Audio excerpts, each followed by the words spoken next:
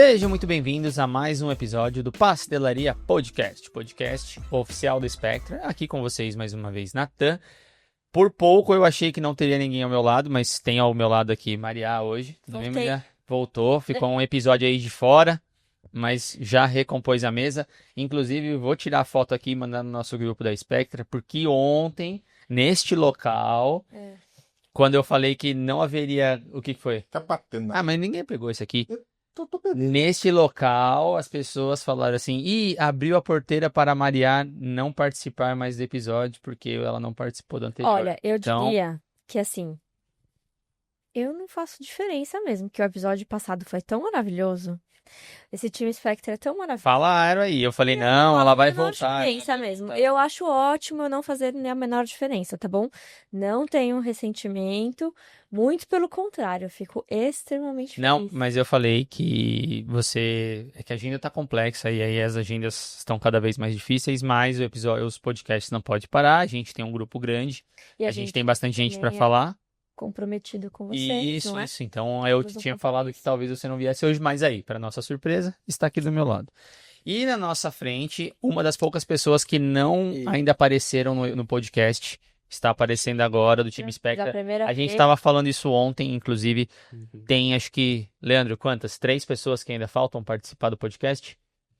Depois de hoje, 2. Depois de hoje, 2. Então, a gente tem 2 pessoas só que faltam para trazer aqui para mesa. Não, isso do time de cientistas, Do time né? cientista técnico, Do time do- administrativo, tem muita gente ainda que não mas já tem participou. tem pessoas do administrativo da Tem Carol o que já veio RH, pra mesa. Exato, o RH Então, já veio. já estamos ali completando bastante o time ali, né? Bastante. Então, com vocês, Igor, eu vou ter que falar Igor, inclusive, porque a gente tem 2 Igors aqui na Spectra. A gente gosta Que de nome você já repetido, conhece. inclusive. A gente Tem adora várias nome pessoas repetido. com o mesmo nome aqui.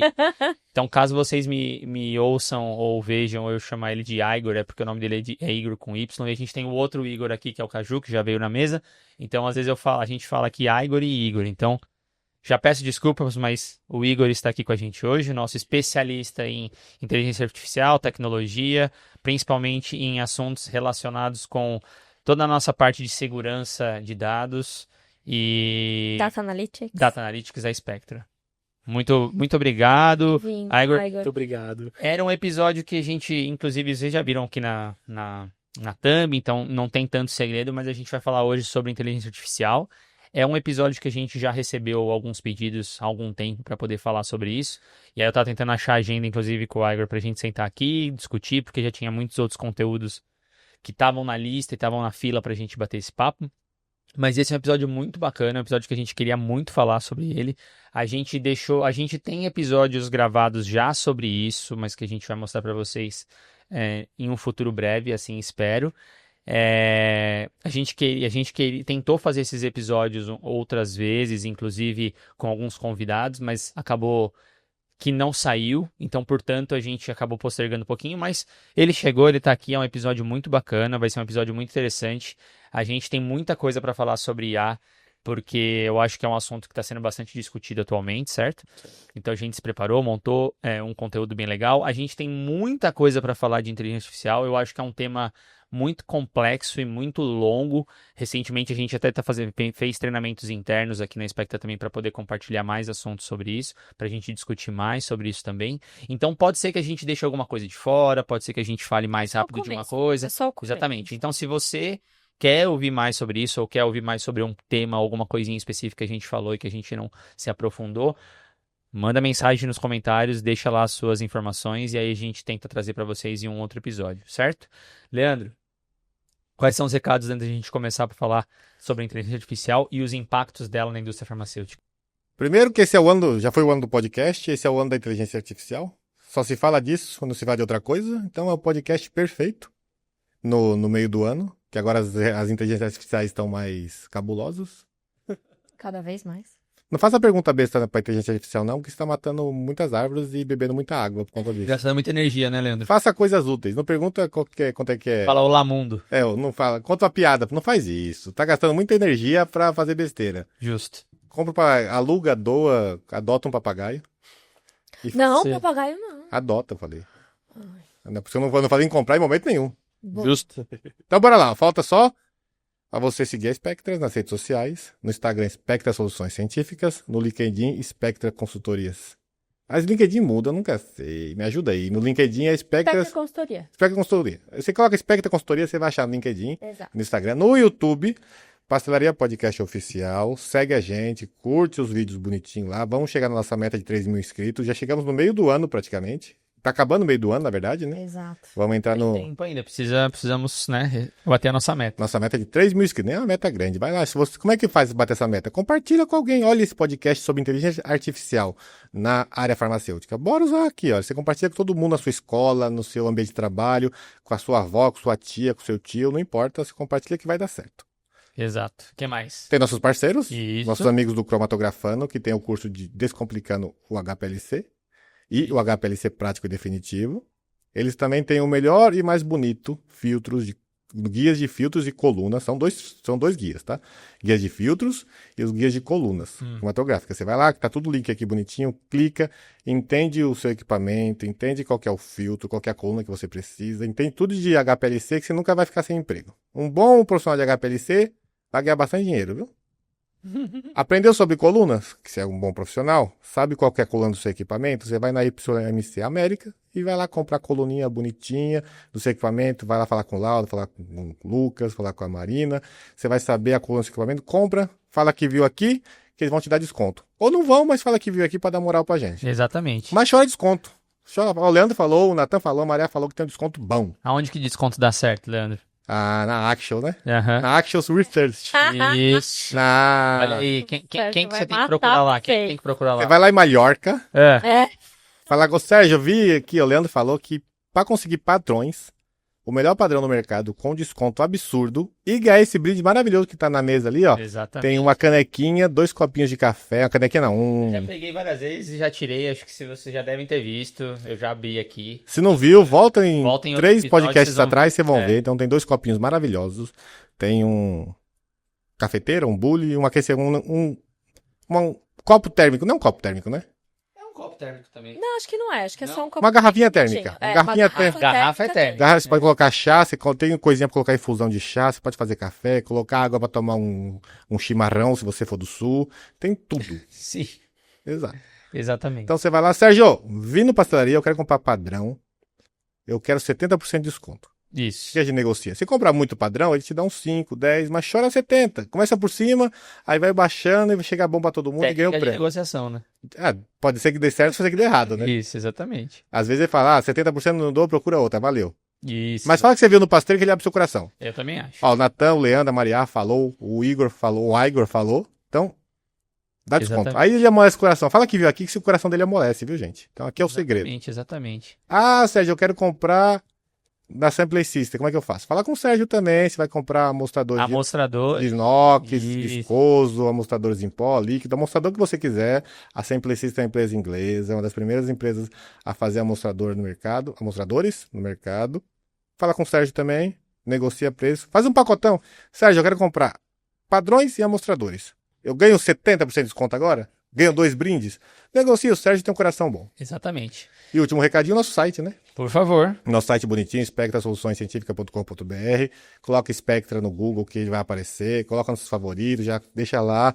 A Sarinha tá trabalhando bastante toda sexta-feira ou a cada 15 dias tem um texto maroto no blog. Vai vir texto sobre inteligência artificial, sobre esse episódio aqui também. Aí ela vai lá, a gente avisa nas redes sociais, mas se você acompanha o site, você vai ler um blog maravilhoso sobre inteligência artificial, sobre qualquer assunto relacionado à indústria farmacêutica ou a fármacos. Exatamente. E tem toda uma playlist lá que a gente montou. Tem no YouTube a playlist? Tem. Mas no site também tá mais bonitinho, é mais fácil de ver.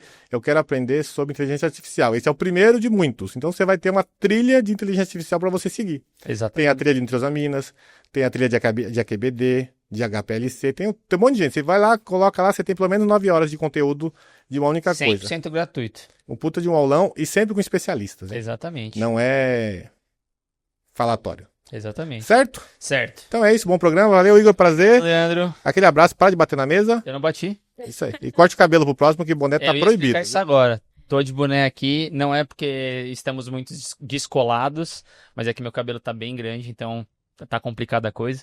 Aí o Leandro pediu pra ele ir esconder. Não teve jeito. Queria dizer, não esqueça, aproveita lá, se inscreve no canal, ativa o sininho, se você é da galera que acompanha a gente no YouTube. Manda seus comentários pra gente, se inscreve. É muito importante pra gente saber que a gente tá no caminho certo, que a gente tá trazendo conteúdo relevante e que a gente consiga continuar com esse projeto por mais tempo. Se você é da turma que vai no Spotify, que ouve no carro, que ouve na academia, que ouve até lavando louça, fazendo faxina, enfim, eu sou dessas pessoas, inclusive.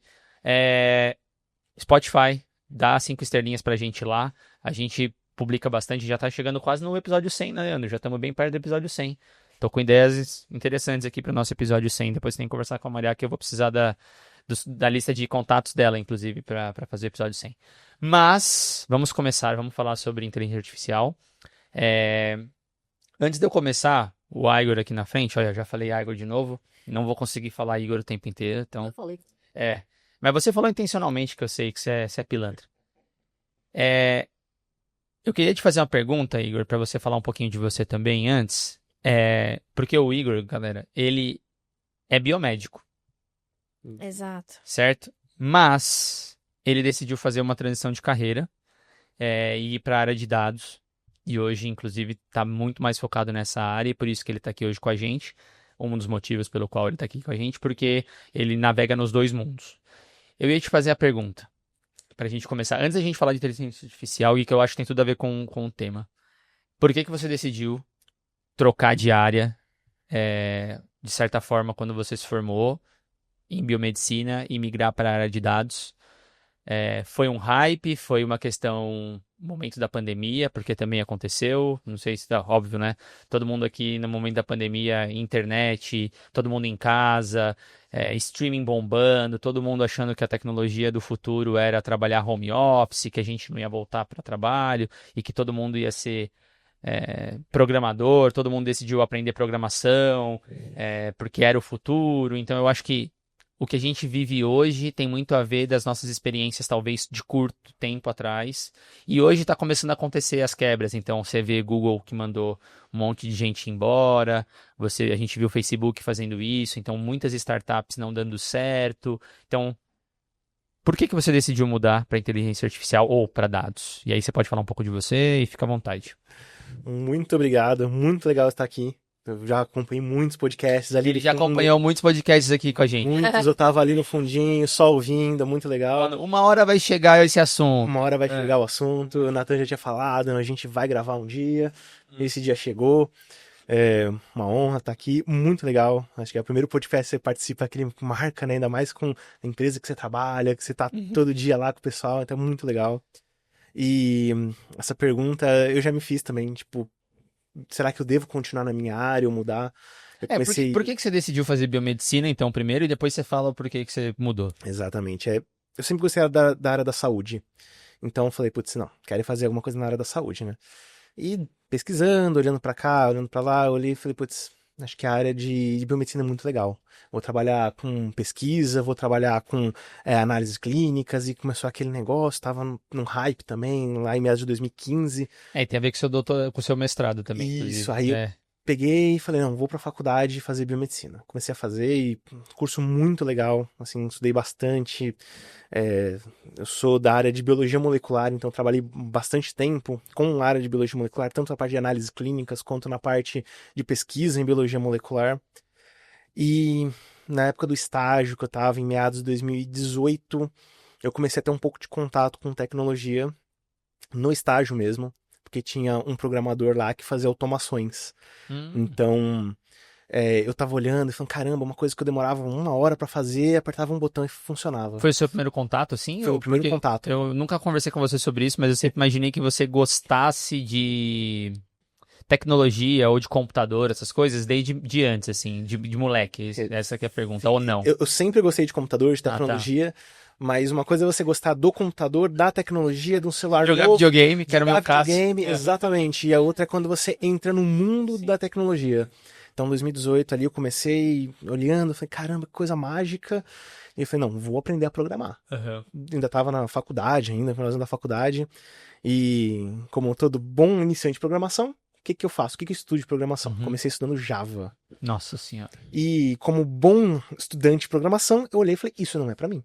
Porque Java é uma linguagem muito difícil. É. Então, quem consegue começar com Java é um guerreiro mesmo. Então, assim, foi nesse primeiro momento, primeiro contato, falei, putz, não gostei. Só que, assim, você aprender Java e vai pro estágio e vê algumas automações e fala, não, peraí, eu acho que o problema sou eu, né? Então, comecei a estudar outras Sempre coisas. o problema é a gente. Comecei a estudar outras coisas mais tranquilas, né? Então, comecei HTML, CSS, JavaScript, então a parte de fazer sites. Então, comecei a estudar, comecei a entender um pouco melhor, falei, pô, legal. Mas não é isso que eu quero ainda, não quero ficar fazendo site, não é uma coisa que me agrada tanto. Que inclusive, ó, o site da Spectra, quem fez foi ele, Eu tá? fui eu que fiz também. É. Mas, por mais que seja muito legal, eu ainda tinha aquele gostinho por o que a gente chama de programação back-end. Então, é tudo que roda por trás da interface gráfica. Então, eu comecei a estudar Python aí. E aí foi quando teve aquela Só um mudança adendo, total. você falou do back-end, só pra gente explicar o que diferencia back-end e front-end, só pra...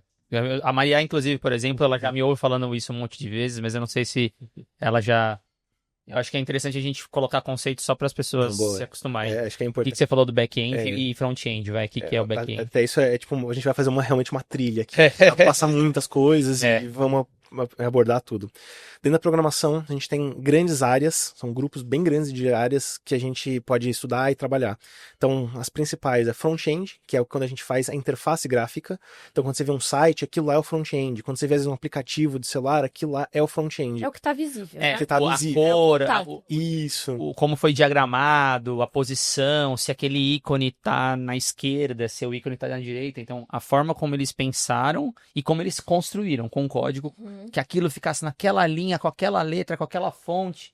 Isso é o front-end. Isso. E você tem uma outra grande área que é o back-end, que é quando, por exemplo, você clica num botão e ele faz alguma coisa. Então você vai chamar um Uber, quando você tá vendo toda aquela interface bonitona, tudo aquilo é o front-end. Quando você aperta chamar o Uber, tá acontecendo um monte de coisa Tá por trás, disparando um monte de que coisa. é o back-end. Isso. Então o back-end é a lógica por trás da sua aplicação. Perfeito. Então a gente tem esses dois grandes mundos, tem muitos outros, né? Então a parte de banco de dados, agora entrando em moda inteligência artificial que está fazendo um monte de outras coisas também, você está usando a criar coisas, Só- para analisar coisas. Só uma adenda que existe especialistas, para vocês imaginarem como é complexo, existem especialistas específicos de back-end, existem especialistas específicos de front-end. Claro, existem pessoas que navegam muito bem pelos dois lados, pelos dois mundos, mas é uma arte específica pensar que, é fácil tipo, as pessoas podem pensar que back-end é mais complexo que front-end, porque o back-end é onde está toda a parte da lógica, é onde está a parte dos cálculos, é o que o Igor falou de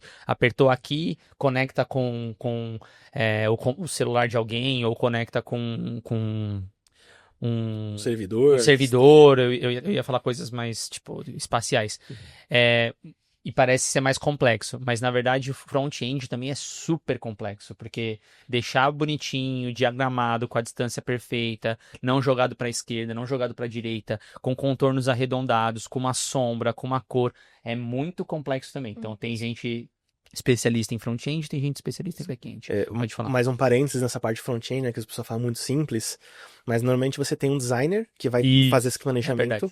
Isso daí vai para um especialista em interfaces, que vai analisar, ver se a disposição está ok, depois vai um especialista de experiência do usuário, para ver se está de acordo com o que o usuário vai interagir, e por fim vai para o desenvolvedor front-end, ou para a equipe de front-end, para fazer esse desenvolvimento. Então é uma área bem complexa, bem grande até. E foi a primeira que eu tive contato, assim, de programação mesmo. Então...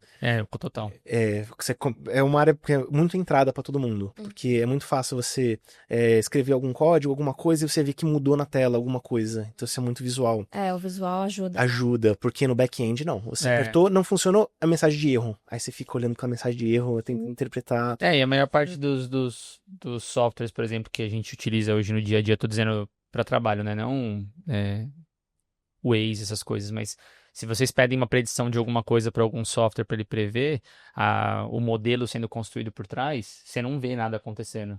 Então ali é o back-end, sabe? Tipo, todos os cálculos, as predições, as coisas ali, a forma como uma coisa acontece, é totalmente no back-end, né? Mas prossiga, aí você viu isso, você falou, vou começar, não quero site e quero... Fui começar a estudar Python. E foi uma jornada bem longa de Python, que eu fiquei um bom tempo.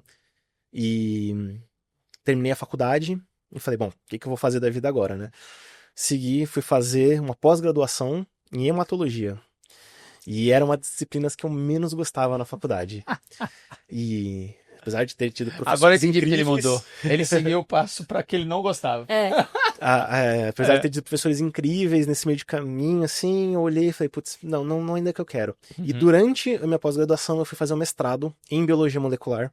Eu trabalhei com animais, eu trabalhei com câncer, então foi uma pesquisa bem grande, só que aconteceu alguma coisa nesse meio do caminho, que foi a pandemia. Pandemia. Então eu fiquei 2 meses do mestrado e entrou a pandemia, então eu fiz a maior parte das disciplinas EAD, sem poder ir no laboratório. E em determinado momento começou a ter uma flexibilização assim, de poder ir um pouquinho ali, um pouquinho aqui. Foi quando eu terminei meu mestrado.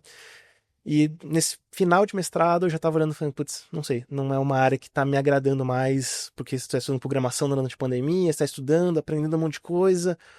E você fala, putz, não, eu acho que não é o caminho que eu quero seguir. Coloquei o pé no chão ali e falei, não, vou tentar fazer uma transição de carreira. E primeira coisa que eu tive em mente, né, falei, vou falar com um professor que é muito amigo meu, o professor Fredson, que já esteve aqui também. O professor Fredson foi meu orientador de TCC, então a gente desenvolveu muita coisa legal lá e tive um contato maior com tecnologia também, vi bastante coisa de análise de moléculas, docking, claro, tudo num nível um pouco mais raso ainda, mas foi aquele primeiro contato. E falei com ele, falei, pô, professor, tô querendo fazer uma transição ali, não tá muito legal, assim, quero mudar alguma coisa. E ele falou, poxa, eu tenho uma pessoa que pode ser legal, que foi a minha banca de TCC, que o Natan foi a minha banca no meu TCC também. Verdade. Então eu falei, você lembra do Natan? Eu falei, pô, lembro do Natan, sim, ele trabalhava na Shea. Eu falei, então, agora ele tá com uma própria empresa própria, tudo, nessa área da área da saúde, então eu acho que bem legal. Eu falei, nossa, sensacional, acho que é isso aí. Tivemos aquele primeiro contato, vim pra cá, e assim, foi onde começou aquela transição mesmo da carreira, né? Sim. Que por mais que ainda não esteja bastante coisa da área da saúde, foi quando eu comecei a ter um contato maior com análise de dados, com automações, então faço bastante dessa parte. Então foi realmente uma jornada. Naquele primeiro momento, que você fala, não, nossa, adoro a área da saúde. Aí o momento você fala, não gosto tanto. Aí você, putz, nossa, conheci uma área nova, muito legal. Você começa a estudar, aí você fala, não, acho que é realmente isso. E é interessante que eu conheço várias pessoas da biomedicina, principalmente o Igor trabalhou com metabolômica no mestrado, né? Proteômica, isso, desculpa. Proteômica. Complexo igual. Complexo. E eu vejo várias pessoas dessas áreas, da área de metabolômica, indo para a área de dados, né? Justamente porque na proteômica ou metabolômica você trabalha com tantos dados que aí é muito comum você encontrar cientistas de dados que eu nem sei se eles se consideram, eu trabalho com metabolômica, mas eles se consideram mais como cientistas de dados do que necessariamente um especialista na área da biomedicina, por exemplo. Isso é verdade. Quando você termina, quando eu terminei as minhas pesquisas, né, que começaram a aparecer os primeiros dados, era muito dado. Imagina. Então tem uma hora que você tem que se especializar um pouquinho. Você acaba não indo tão a fundo, porque você está com outras áreas, mas você começa a olhar como é que funcionam os dados, como é que você analisa, o que está certo, o que está errado. Então, isso é muito comum mesmo. Especialistas em outras áreas, genômica, proteômica, metabolômica, irem para análise de dados, porque você já está imerso naquilo lá. E, de certa forma, a parte laboratorial é complicada, tem suas dificuldades, porém, quando você chega nos dados, aí vira um mundo diferente. Então é onde você tem que parar e falar, não, agora eu preciso analisar isso aqui. Total. Então esse foi também um dos pontos de virada também, que eu falei, não, putz, acho que é a área que eu mais gosto. Então foi toda uma trilha que eu fui andando aqui até chegar aqui nessa área de tecnologia. Boa. Um dos motivos pelo qual a gente começou a falar sobre isso e decidiu trazer esse episódio, que inclusive foi um dos motivos também que a gente recebeu comentários e questionamentos nas redes sociais, eu vou pedir para o Leandro colocar aqui, é que a Anvisa, deixa eu só pegar a data exata para não falar besteira, em 2024, no ano passado, fez o anúncio, inclusive, que está adotando estratégias para falar sobre inteligência artificial, utilizando, né, inteligência artificial na análise dos medicamentos. Eu acho que a gente falou pouquinho, a gente comentou um pouquinho sobre isso quando isso aconteceu, sobre mais ou menos o que estava sendo descrito aqui, mas ainda, a gente não vai entrar em detalhes nisso hoje exatamente, mas a gente já falou sobre isso em outros episódios. Não tem muita coisa necessariamente descrita sobre como está sendo utilizado, mas a Anvisa anunciou e isso foi super relevante porque mostra como a agência está utilizando também a inteligência artificial para os processos internos. Recentemente, O próprio FDA também lançou um anúncio, deixa eu só pegar a data também para eu enfim, não falar besteira.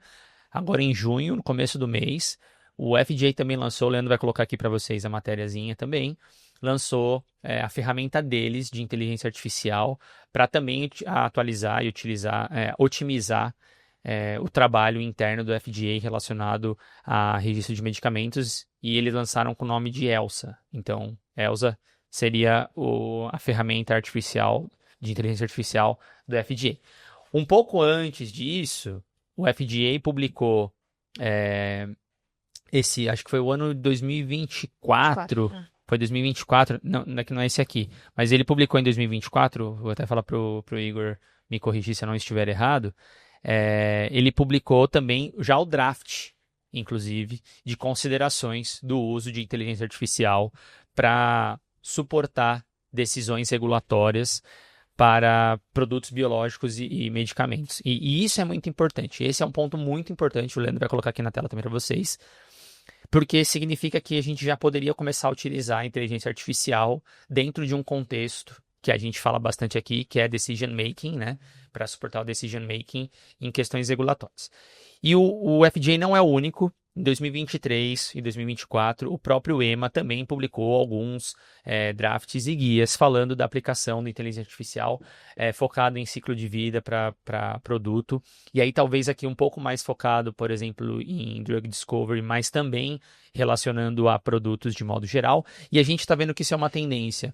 O Japão já tem algumas, a agência regulatória, né, do Japão já tem algumas abordagens, já tem algumas coisas que estão sendo ditas também. O Health Canada, a agência regulatória da Suíça, por exemplo, que são agências que estão ali sempre na vanguarda do desenvolvimento, de como fazer isso acontecer, de como instituir os guias, de como instituir processos regulatórios mais harmonizados. Então a gente está vendo que é uma tendência isso acontecer, né, de modo geral. E aí eu volto e falo sobre essa questão do próprio guia, esse draft do FDA, porque ele vai encaixar muito com o que hoje em dia se aplica dentro da indústria farmacêutica, que é o support decision making, que é o que a gente utiliza provavelmente, ou muito no caso, para desenvolver limite, para entender toxicidade, e entre outras coisas que podem ser utilizadas.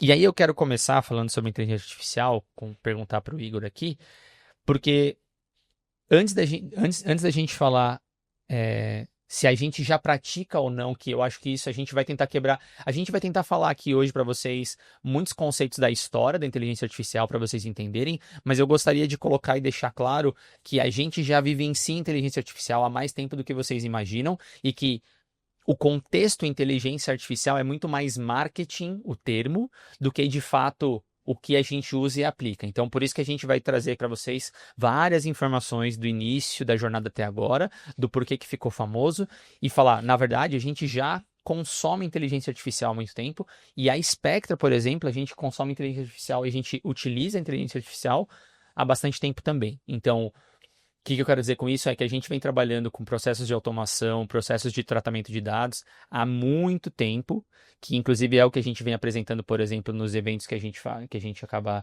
compartilhando, nos eventos que a gente participa da LASA, nos eventos fora do país.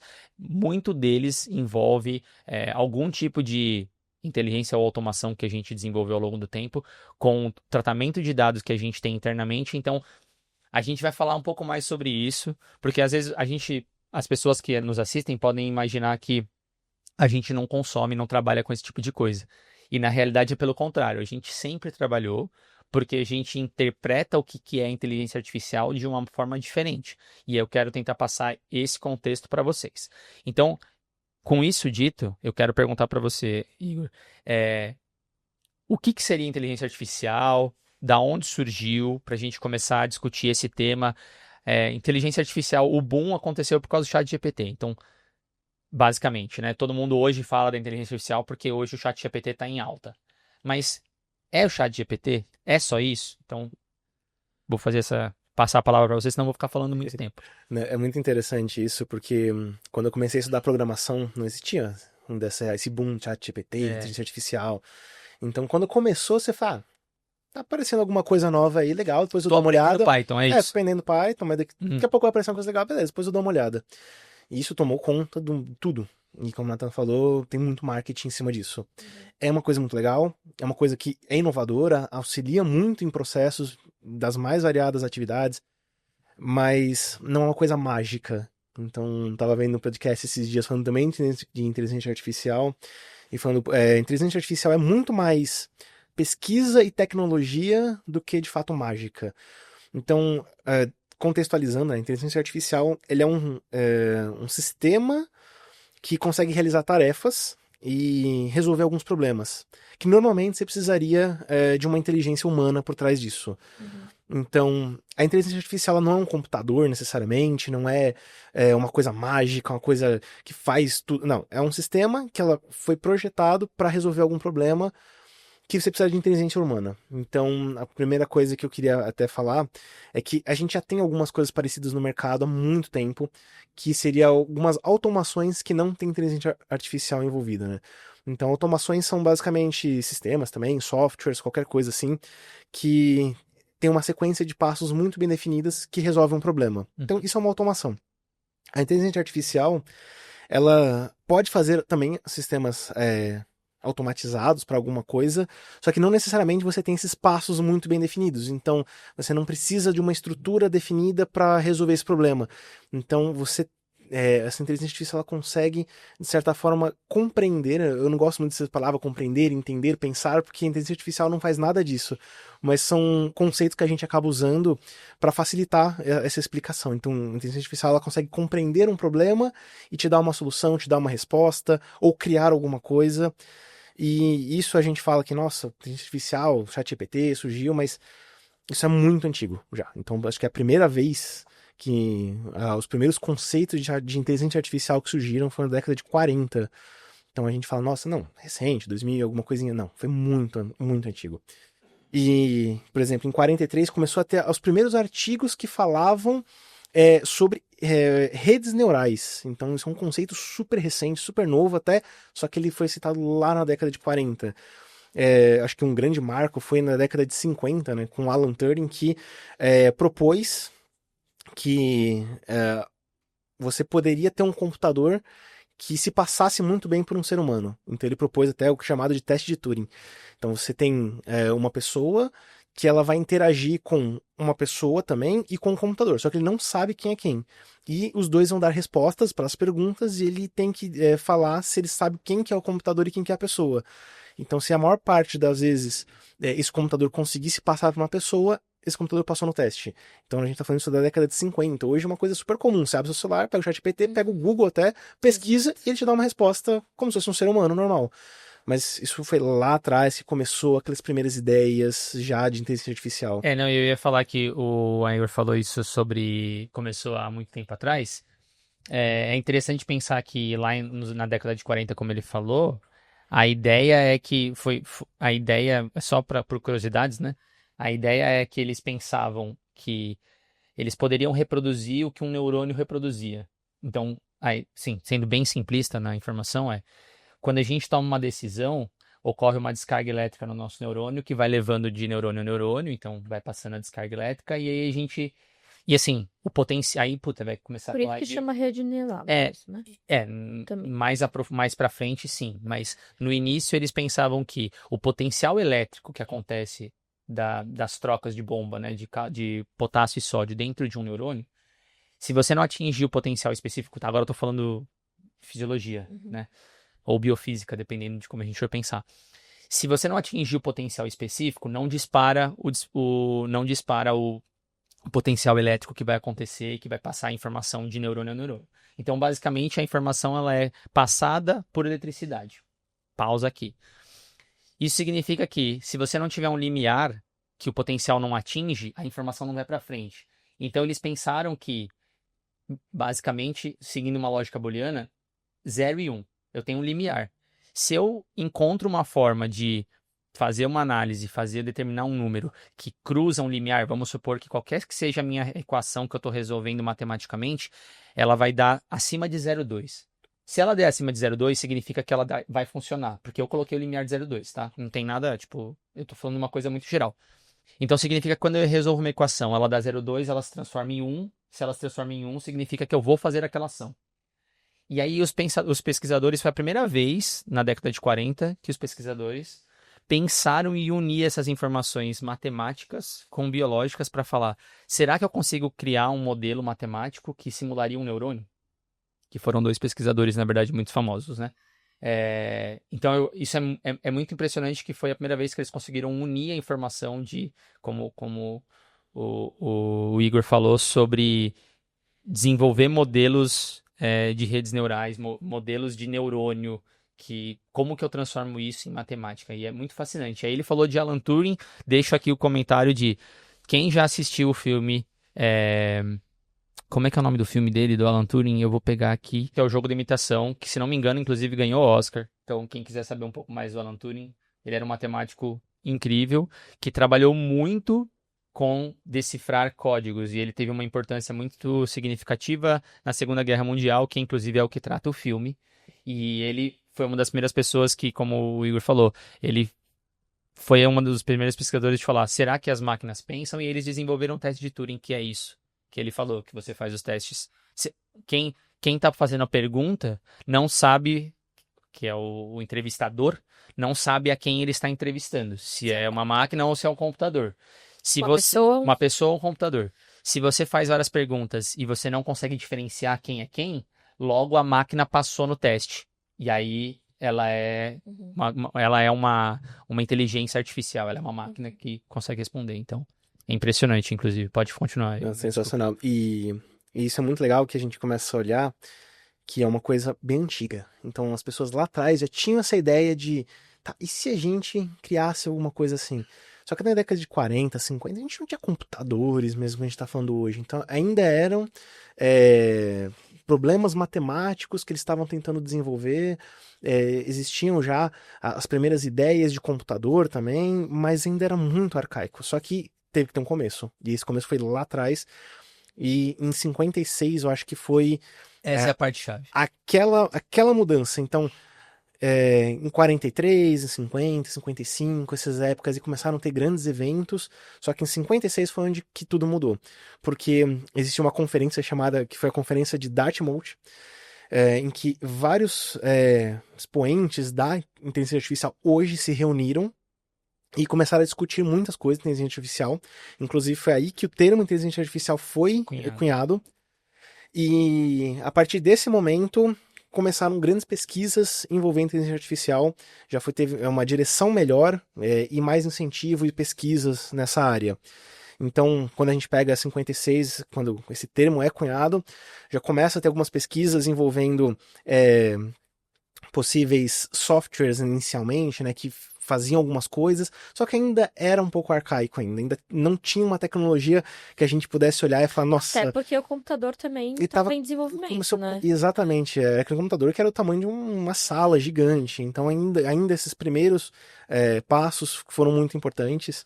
Então, a gente pega, por exemplo, em 57, um pesquisador, né, que é o Herbert Simon, ele já previu que com essas primeiras pesquisas, com esse primeiro desenvolvimento, em 10 anos, a gente ia ter computadores que eram capazes de ser um campeão mundial de xadrez. Então, quer dizer, em 67... famoso, inclusive. Em 67, a gente já teria computadores que seriam capazes de ser campeão mundial de xadrez e ninguém mais ganharia. Só que a gente sabe que isso demorou um pouquinho mais. Então, o que acontece? Nesse primeiro momento, precisava de incentivo, de pesquisa, de financiamento. Então teve um pouco de marketing em cima disso, que nem tem hoje. Então naquele momento, como não tinha muita coisa, eles falavam muito, tá, isso que vai acontecer, não, daqui 10 anos vai ter isso. Então começaram aquelas primeiras pesquisas maiores, aquelas projeções, daqui 10 anos a gente vai estar que nem os Jetsons, que era super futurista, mas ainda não foi. Então começou bem devagar. Pra você ter uma ideia, em 66, então quase 10 anos depois, em que eles falavam que o computador já estava, ainda não estava, e aí foi iniciado o primeiro programa que chamava ELIZA, um programa que foi feito lá no MIT, que era o primeiro chatbot desenvolvido, que ele é um chatbot terapeuta. Então o que é? Você escrevia e ele te dava alguma resposta com base no que ele tinha de informação.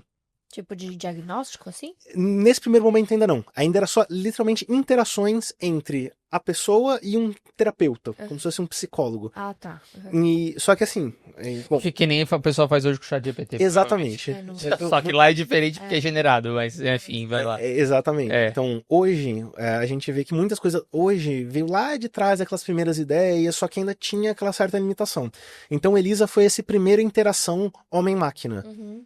Então, entre você ter essa interação homem-máquina e falar, não, o computador vai ser tudo daqui pra frente, e lá ainda teve um abismo muito grande. Então, teve muito marketing em cima disso, só que isso foi importante, porque sem esse marketing todo, podia ser uma ideia, entra numa gaveta e fica lá pra sempre. Uhum. Então, foi muito interessante que ao longo dos anos, muita coisa foi acontecendo. Então, teve esse Elisa, que foi inventado, esse software, que tinha essa capacidade de interação homem-máquina, só que ele não era literalmente super inteligente. Então, existia um banco de dados, existia alguma interação, e ele, com base naqueles dados, naquela interação, ele conseguia te dar uma resposta. Ainda está longe de ser o que a inteligência artificial que a gente tem hoje, ainda está longe do que ser o que a gente quer que seja no futuro, né? Bom, e é interessante dizer que, mas aí é mais o meu lado que eu gosto de estudar história mesmo. O Alan Turing, como a gente estava falando, que é de 50, e quando você começa a estudar isso, ele era aparentemente, óbvio, porque a gente não conheceu ele, eu não conheci ele, obviamente, mas ele era um cara, ele é um gênio, ponto. Várias coisas a gente pode falar sobre ele, a história dele é bem complexa, é bem, bem delicada e difícil, mas ele era um gênio. E é interessante que ele publica as grandes publicações dele em 50 e 51, 52. E aí, como o Igor falou, a conferência de Dartmouth, ela foi o diferencial para falar sobre inteligência artificial. Foi onde foi cunhado o termo inteligência artificial, porque eles se juntaram lá para falar, será que a gente consegue montar uma máquina que conseguiria ser capaz de pensar, né? E aí criou todo esse marketing, e realmente é muito bom, né? Inteligência artificial, aí a gente pode entrar em conceitos e discussões de consciência, de outras coisas, mas foi muito bom esse termo. E aí eu fiquei pensando, não sei se vocês já se pensaram sobre isso, se o Igor pensou sobre isso, aonde estava o Alan Turing em 1956 que ele não participou disso aqui? Eu fiquei pensando nisso. Falei, pô, o cara era o expoente, o cara trabalhou muito com criptografia, ele foi um dos principais pesquisadores que auxiliou muito na Segunda Guerra Mundial, que é um pouco antes disso. Em 50, ele traz a teoria das máquinas, que é essa que a gente está falando do teste de Turing, e em 56 e 52, se não me engano, ele publicou, acho que o masterpiece dele, se não me engano, mas em 56 ele não estava na conferência, ele faleceu. Ele faleceu em 54, se não me engano, ou em 52, eu não tenho certeza, eu não lembro aqui a data exatamente. Ele morreu jovem, morreu com 41 anos, 40 anos. Nossa. Porque foi, inclusive no filme mostra isso, não ele morrendo, mas no filme mostra que no final da carreira dele, ele teve problemas políticos da época, políticos, e ele teve que ele aceitou para não ser preso, sendo bem sucinto aqui. Ele foi preso foi julgado, né? E aí ele foi julgado culpado dentro de algumas questões políticas da época na Inglaterra. Não necessariamente por conta da guerra, mas por conta de homossexualismo. 41 anos. Ai, Jesus. Na época, a questão, isso era proibido e tudo mais. E aí ele aceitou, em vez de ser preso, ele aceitou ser castrado quimicamente, com hormônios. Morreu com 41 anos. E aí dali pra frente a vida dele foi se degringolando e ele morreu intoxicado, na verdade. Ele foi encontrado, né, morto e tudo mais, e após as análises teve indícios de que ele foi envenenado, e talvez por ele mesmo e tudo mais, mas por uma questão... E é por isso que ele não está nessa conferência, que provavelmente ele seria um dos pesquisadores que estariam nesse meio para poder falar sobre isso, sobre a inteligência artificial. E eu fiquei pensando nisso, por isso que eu só coloquei esse adendo aqui, que a história dele é muito realmente interessante e importante, mas ele morreu jovem. E para falar sobre também que nessa época, quando eles começaram a desenvolver as primeiras inteligências artificiais, eram o mais próximo, como o Igor falou, chatbot, e era o mais perto do que a gente conhece hoje como sistema especialista. Que nada mais é que naquela época era uma série de se e if then, né? Ou se ou não, que é o que a gente faz hoje, por exemplo, no Excel, ou que a gente pode fazer em várias questões. E isso é muito importante de dizer, porque isso influencia muito nas questões regulatórias que a gente vive hoje. Eu vou falar um pouquinho depois sobre isso. Mas eram sistemas especialistas simples, que eram sistemas que o computador não aprendia, Então, a primeira coisa que tem que fazer, que a gente tem que falar é que ele simplesmente seguia padrões e regras. Então, como o Igor falou, era uma coisa, existia uma interação, porque é isso, você fazia, por exemplo, uma pergunta, você tinha uma resposta. Ou você interagia com ele, você tinha um caminho para seguir. Mas era uma série de alguém por trás programava, escreveu uma regra e ela tinha que conhecer todas as regras. É como se fosse um jogo. Porque era um processo muito mais de automação do que, na verdade, uma inteligência. Mas ajudava muito. Por quê?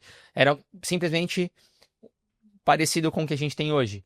CPCA da nitrosaminas. Se a molécula tiver um hidrogênio X, caminho Então, tal aqui. Ah. Se não tiver, caminho tal aqui. Então, é uma sequência de regrinhas que as pessoas vão seguindo, e esse é o sistema especialista que a gente conhece hoje. Mas ele começou dessa forma lá atrás, como o nosso Derek, né? como o Derek também. Só que aí o Derek aí já vem avanços do processo de sistema especialista. Mas naquela época era uma sequência de if then, if then, if then, que é se for isso, faça isso. Se não for, faça aquilo. Então era uma série de coisinhas assim que o modelo que o Igor falou de o Elisa tem muito, chatbot tem muito a ver com isso também. Já puxando o gancho, em 72 teve o primeiro sistema especialista para diagnóstico de infecção bacteriana, que era o MySim.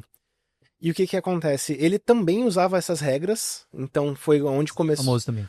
É bem famoso, onde começou a ter essas regras mais... se isso, se naquilo... E foi também um marco, né? Porque você começa a ter mais interação com o computador, então humano-computador, então o MySim, ele conseguia sugerir antibióticos com base em alguns dados, só que ele não aprendia nada. Ele simplesmente pegava esses dados, com a base de dados dele, com as informações, e te dava uma resposta. E aqui cabe, acho que uma discussão bem interessante, né? Que até essa época aqui, os sistemas, eles eram bons nessas tarefas específicas, só que eles eram muito rígidos, porque eles não aprendiam sozinho. Então, se tivesse algum antibiótico novo, ou algum diagnóstico novo, de alguma coisa nova, ele não aprendia sozinho. Então... Olha a semelhança com nitrosamina, por exemplo, agora. Tem novos limites. Aí o que a agência tem que fazer? Colocar os limites numa tabela nova para ir tudo ser redesenhado de novo, porque é o que ele está falando agora. Então, olha como o que a gente fazia lá atrás faz hoje. Exatamente. Então, acho que até aqui já ficou um pouco claro, né, que inteligência artificial não é mágica, não é uma coisa que surgiu, pá. Não, ela foi literalmente, foi trilhado um caminho, e muitas das coisas daquela época a gente usa até hoje. Então, claro que a gente tem um pouco mais tecnologia, a gente tem mais poder computacional, então muitas coisas a gente consegue fazer muito mais rápido. Mas é isso, foi engatinhando, né, e...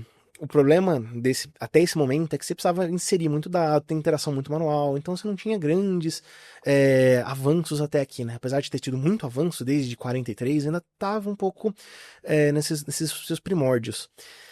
E qual que é o grande problema até aqui, né? Que a IA, ela começou com uma tentativa de você ensinar as máquinas a como pensar como humanos. Então, até então você estava tentando ensinar por meio de regras, e não necessariamente porque a gente conhece hoje por redes neurais, que a gente vai abordar ainda uma coisa bem grande até. Então, até esse primeiro momento, algumas coisas estavam engateando, não estava indo assim como eles gostariam, né? Nos 10 anos já tá ganhando de xadrez, ainda não estava. E o que aconteceu?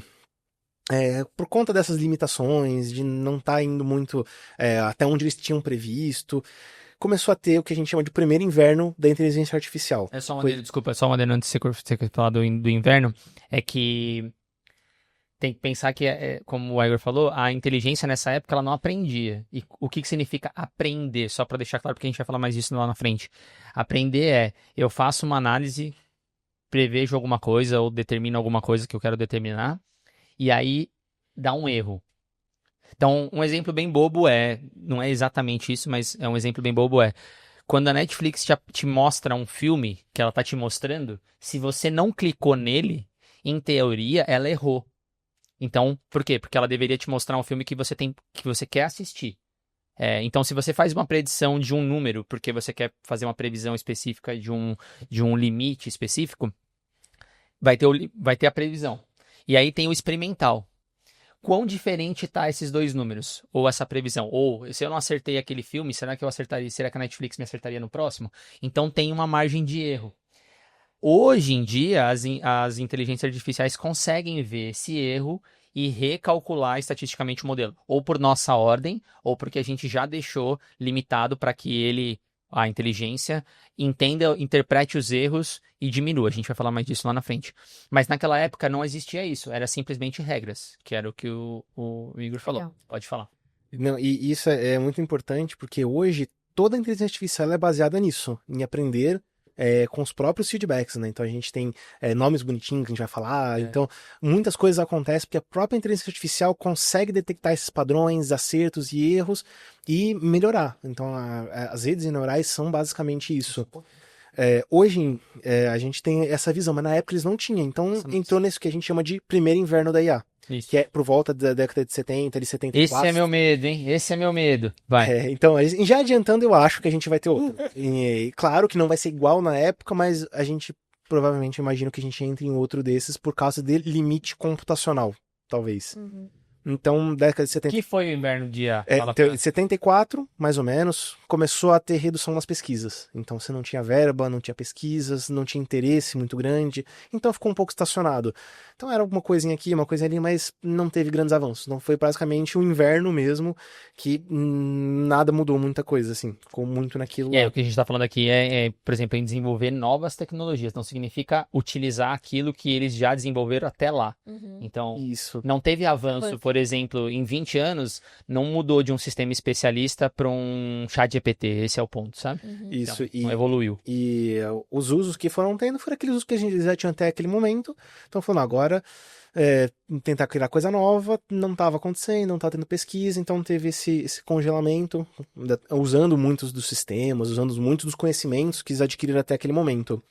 E aí, na década de 80, começa a surgir de novo um pouco mais dessa vontade de se aprender alguma coisa, porque começou a surgir algumas coisas. Então, os sistemas especialistas começaram a ressurgir já com um pouco mais de tecnologia. Na década de 80 também começou as primeiras ideias de carros autônomos. Então, você vê que hoje a gente fala muito dos carros autônomos, dos Teslas que dirigem sozinho, mas essa ideia já vem lá de trás de novo. Então, em 80 começa esse novo interesse por IA, começa a surgir novos sistemas especialistas, novas ideias também estão surgindo. Então, quando a gente fala da década de 80, já tem mais acesso a carro. Quando a gente fala da década de 40, poxa, era uma pessoa que tinha um Ford T, né? E quem que tinha um Ford T na época? Era só os grandes. Então, novas tecnologias fora da IA foram surgindo e com isso também novos interesses de tentar fazer coisas novas. Então, na década de 80 você tinha seu carro. Imagina se ele dirige sozinho. Então começa a ter essas primeiras ideias também. E aí, a gente fica nessa década de 80 com um começo de repesquisa, de novas ideias, de novas coisas, só que aí entra o segundo inverno da IA, que é nessa época também, final dos anos 80, começo dos anos 90, até perto do final ali dos anos 90 também, você tá com o segundo inverno da IA. Porque também, por mais que novas ideias surgiram, novas coisas estavam sendo estudadas, não estava indo muito para frente, ainda estava um pouco congelada, tinha limitação computacional. A limitação computacional sempre foi uma coisa que barrou bastante. Exatamente. Isso foi, E até hoje ainda é um problema. E por Eu mais acho que que tinha isso, eu ia avançado falar, muito. as promessas também são difíceis, porque É. promete-se uma coisa que é absurda, porque, óbvio, você precisa, eu acho que fazer a propaganda de certa forma para atrair interesse, para atrair financiamento, para atrair stakeholders, e aí se não entrega como todo mundo está esperando, dá aquele banho de água de gelo. Por isso que é chamado de inverno de IA, né? Porque é isso, mais uma vez, você continua estimulando e desenvolvendo aquilo ao longo daquele tempo, mas você não vê evolução no nível de tecnologia, por exemplo, acelerar o processamento. Na época não existia GPU, por exemplo, não existia formas rápidas de você tratar dados e tratar matrizes, você tinha coisas muito mais limitadas. Bom, o próprio filme do Turing, vocês vão ver que é uma das primeiras máquinas que eles construíram, vocês vão ver o tamanho do que foi a máquina para poder fazer codificação de mensagem criptografada, que era uma sala. Era uma sala inteira funcionando ao mesmo tempo para poder... Porque não existia, não tinha como, sabe? Então... E ele quase perdeu, inclusive, o financiamento, por causa que quem investia desistiu porque ele não conseguia a resposta que eles queriam, né? Mas, enfim, prossiga, desculpa. E na década de 80, começaram recomeçaram os estudos sobre redes neurais, e aí a gente começa a entrar também, né, em técnicas que a gente chama de deep learning, só que na época estava embrionário ainda, então não era nada que eles estavam conseguindo ir muito para frente. Então o que o 80 teve de diferencial? Sistemas já especialistas que já eram voltados para algumas atividades. Então já era o que a gente conhecia lá atrás. Então, pô, teve um ressurgimento, mas nada muito diferente. Então esse segundo inverno entrou também por conta desses sistemas especialistas que ficaram saturados, começaram a aparecer muitos na década de 80 e começou a ficar caro a manutenção desses sistemas. Então, se você tinha mudanças, qualquer coisa, legislação, mudança de alguma coisa, você tinha que refazer boa parte dos programas. Então, ainda era muito embrionário essa parte. E aí, também, anos 90, começo dos anos 2000, aconteceu, acho que foi o maior banho gelado na IA, que foi o surgimento do que a gente chama das .com, que é quando começou a internet como a gente conhece hoje. Começou site pra lá, site pra cá. E isso teve um financiamento muito grande. E a IA ficou um pouco de lado, porque era o hype, era você ter começou a um olhar site. pra outra coisa, né? Exatamente. Você ter um site nos anos 90, 2000, era o diferencial, né? Você tinha aquele começo da internet, que as pessoas entravam em sites, Acessível, né? e começou a ficar Tipo, acessível. tudo. Exatamente. Então, isso foi um banho de água gelada na IA, porque faltou muito financiamento. Então, a IA ficou de novo nesse segundo inverno, começou as .coms, começou a surgir, aí quando nasceram as primeiras Big Techs mesmo, que a gente conhece, que são hoje, né? Claro que já tinha outras antigas, né? Mas aí começou essas Big Techs que tinha interação com o público mesmo, de criar sites e o começo de redes sociais também, por mais antigo e arcaico que seja, ainda já começou nessa época aí. Então, Chatwall, gente. então... Revelou a idade aqui agora. Mas é importante também lembrar que é nessa década, um pouco antes desse segundo inverno, digamos assim, que a gente começa a ter os estudos de machine learning, que é o aprendizado de máquina, que é aquele erro que eu tô falando, que eu falei anteriormente, que é aprender com o erro, né? E aí começa a envolver muita matemática, muita estatística, mas é ali que começa o que eu posso dizer que talvez nos últimos 10, 15 anos, muito mais atual, é o que mais pegou forte, é o que mais foi desenvolvido, é o que mais foi aplicado na prática, mas foi uma coisa dos anos 80, tá? Mas a gente vai falar sobre isso também. E isso é muito legal porque, ao mesmo tempo que os incentivos à pesquisa deram uma reduzida grande, tinha um hype novo, muitas pessoas, muitos pesquisadores, eles não desistiram ali.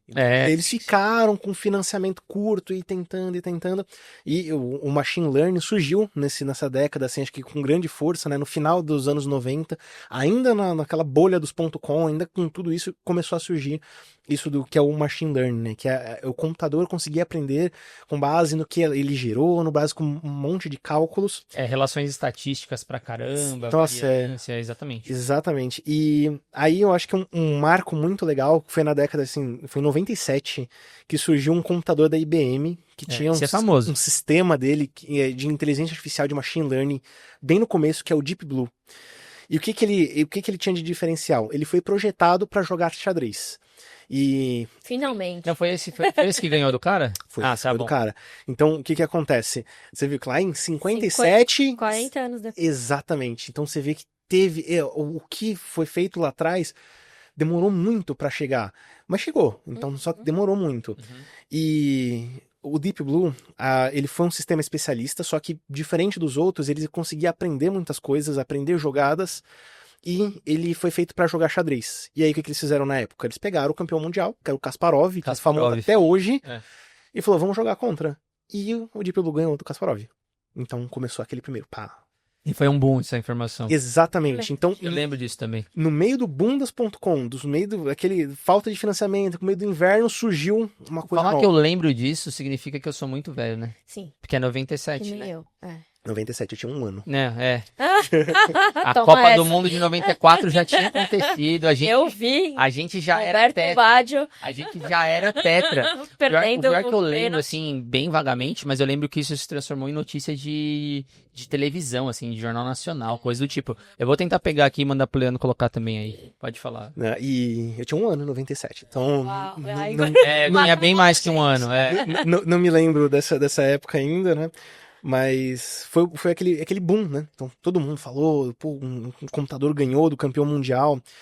E aqui tem, muitos fazem uma ressalva, né, que eles usaram de fato o machine learning, tinha muitas coisas, só que no xadrez você acaba tendo um número um pouco limitado de possibilidades. Então o que que acontece? Provavelmente o computador pegou, calculou todas essas possibilidades e com base nisso ele sabia basicamente quase todas as jogadas possíveis com base no que estava sendo Quase um feito. sistema especialista de novo. Olha lá. Era quase um sistema especialista de novo, só que ele era bem mais robusto. Então, um sistema especialista por si só talvez não conseguisse ganhar do Kasparov, mas esse sistema já conseguiu ganhar.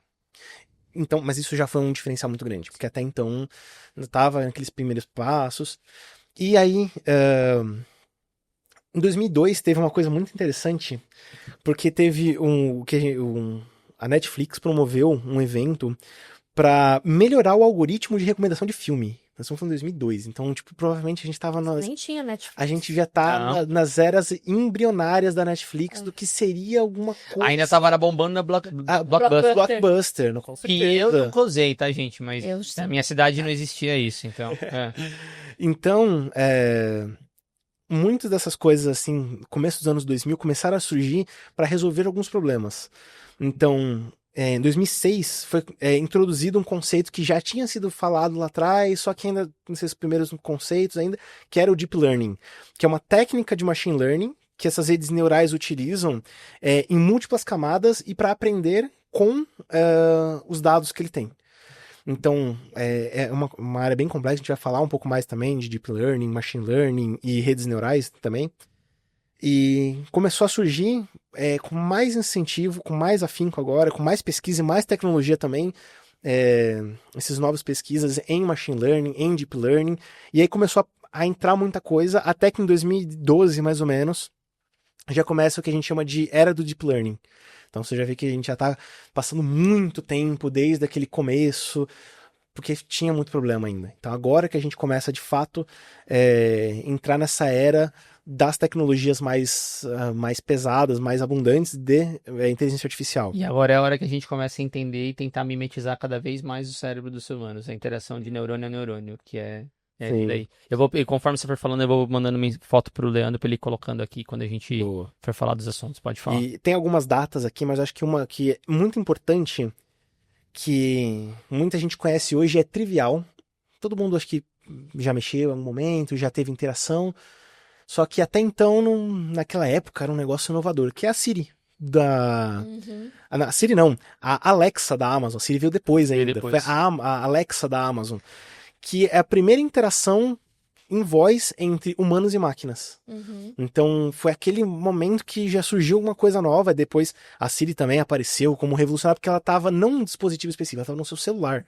Então, em 2014, ali já começou aquele fervor com novas tecnologias chegando ao público. E tem uma data aqui muito marcante, que foi em 2016, que a Google criou um programa chamado AlphaGo, que é também um sistema especialista em jogar Go, que é um jogo que eu realmente nunca joguei, mas analisando o que o pessoal estava falando, tudo, é um jogo muito complexo e que a quantidade de probabilidades, né, de você ter movimentos diferentes pode ser número na casa de átomos conhecidos no universo. É Observar. um jogo de possibilidades. É um que você jogo tem que criar. Nossa. Exatamente, é um jogo Como se fosse um xadrez, mas. É um xadrez turbinado. É. Só que assim, a quantidade é tão grande, mas tão grande, que aí não tem como você ensinar um computador a fazer isso. Não tem como, é impossível.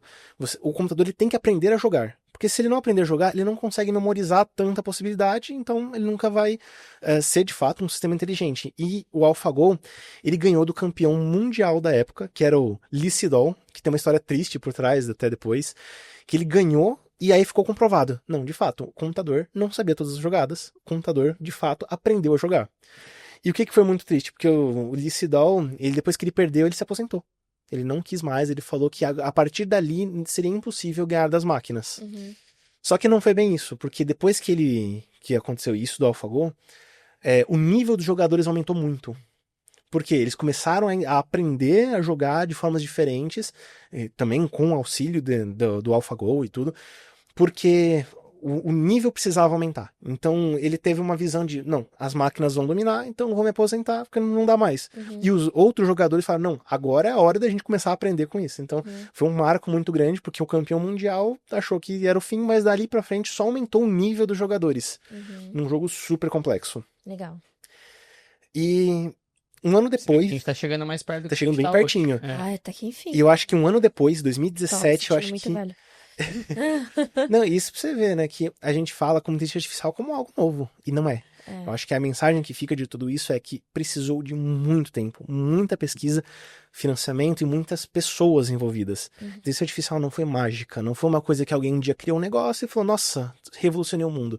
Foi literalmente uma trilha muito grande. Em 2017, eu acho que foi o grande marco porque a gente tem hoje. Que teve a Google lançando um artigo muito, muito famoso, que é o Attention is All You Need. Yeah. Então, eu acho que eu sugiro muita leitura para todo mundo. Um artigo que foi muito grande, né? Que introduziu o que chamam de arquitetura Transformer. E essa arquitetura, ela revolucionou o que a Tem nada a gente ver com chama... o filme, não. Não, não tem nada a ver com o filme, não. Transformers, Tem Não, nada a ver com isso daí. E essa arquitetura nova revolucionou o que a gente chama de processamento de linguagem natural, que é o PLN. Então, isso daqui foi o que deu origem a modelos que a gente conhece hoje como GPT. Inclusive, só um adendo. Você falou qual que é a sigla que você falou só pra... PLN. PLN, que ele falou em português, mas Natural Language Processing, que é Natural Language Processing, processamento de linguagem. LNP. LNP, né, que eu tava pensando para traduzir pro português.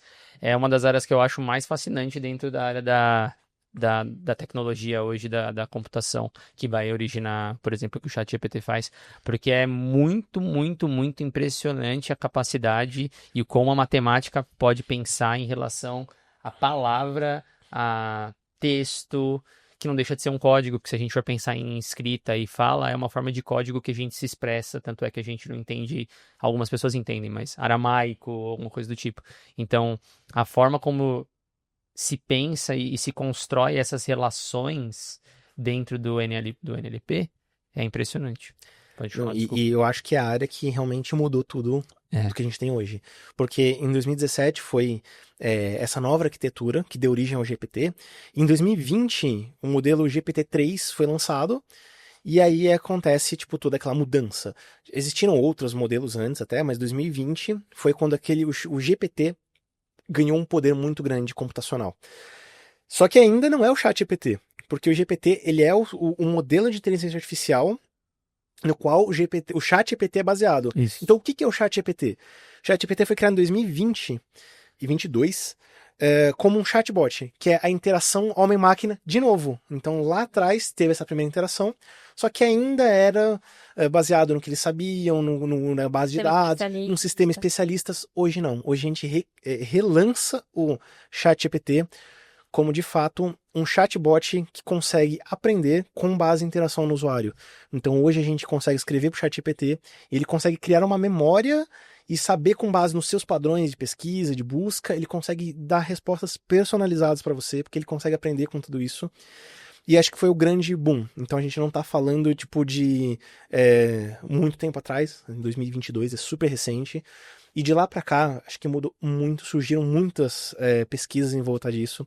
O ChatGPT da empresa OpenAI foi lançado, e até então dominava. Hoje a gente tem muitas outras. A gente tem o Gemini da Google, tem o Grok da xAI, Copilot.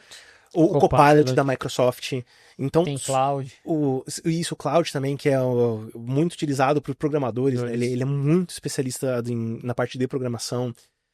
Então, aqui, até esse momento, a gente teve todo um caminho que foi trilhado e chegou em 22, foi quando teve aquele, de fato, um novo boom, que você torna acessível para as pessoas. E aí que é onde falaram, nossa, a inteligência artificial vai mudar tudo.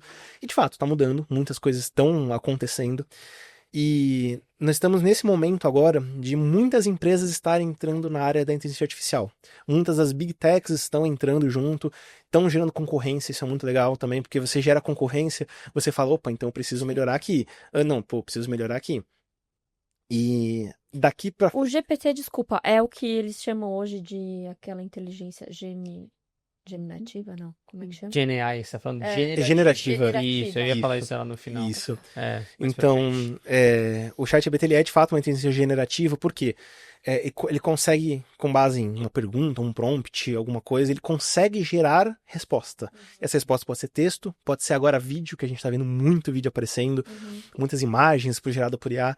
Então, é isso que é a inteligência generativa, é a capacidade da sua inteligência artificial gerar uma resposta mais complexa. Legal. Então, a gente fala, mas a inteligência artificial ela não precisa necessariamente gerar alguma coisa de resposta, ela pode fazer uma análise para você e te resolver, dar uma planilha ali, te dar uma estatística, alguma coisa.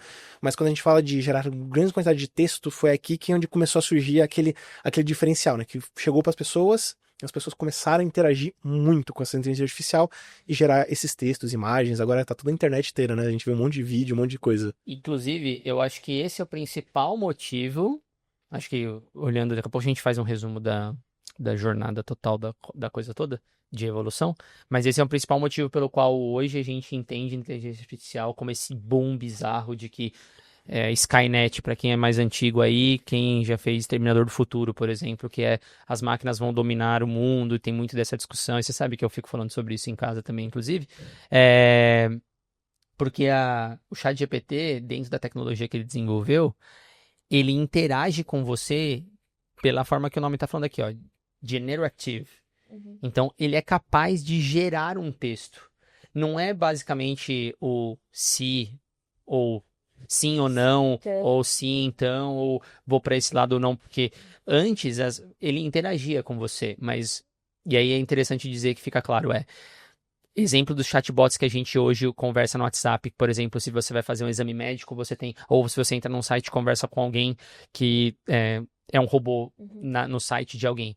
Ali você tem perguntas padrões que você interage, você faz a pergunta, dada a sua resposta, geralmente ele pega as palavras-chave ou alguma forma de só sim ou não, porque pode ter sido essa forma de caracterização, por exemplo, ele te dá 10 opções e você coloca o número e aí ele entende o que é.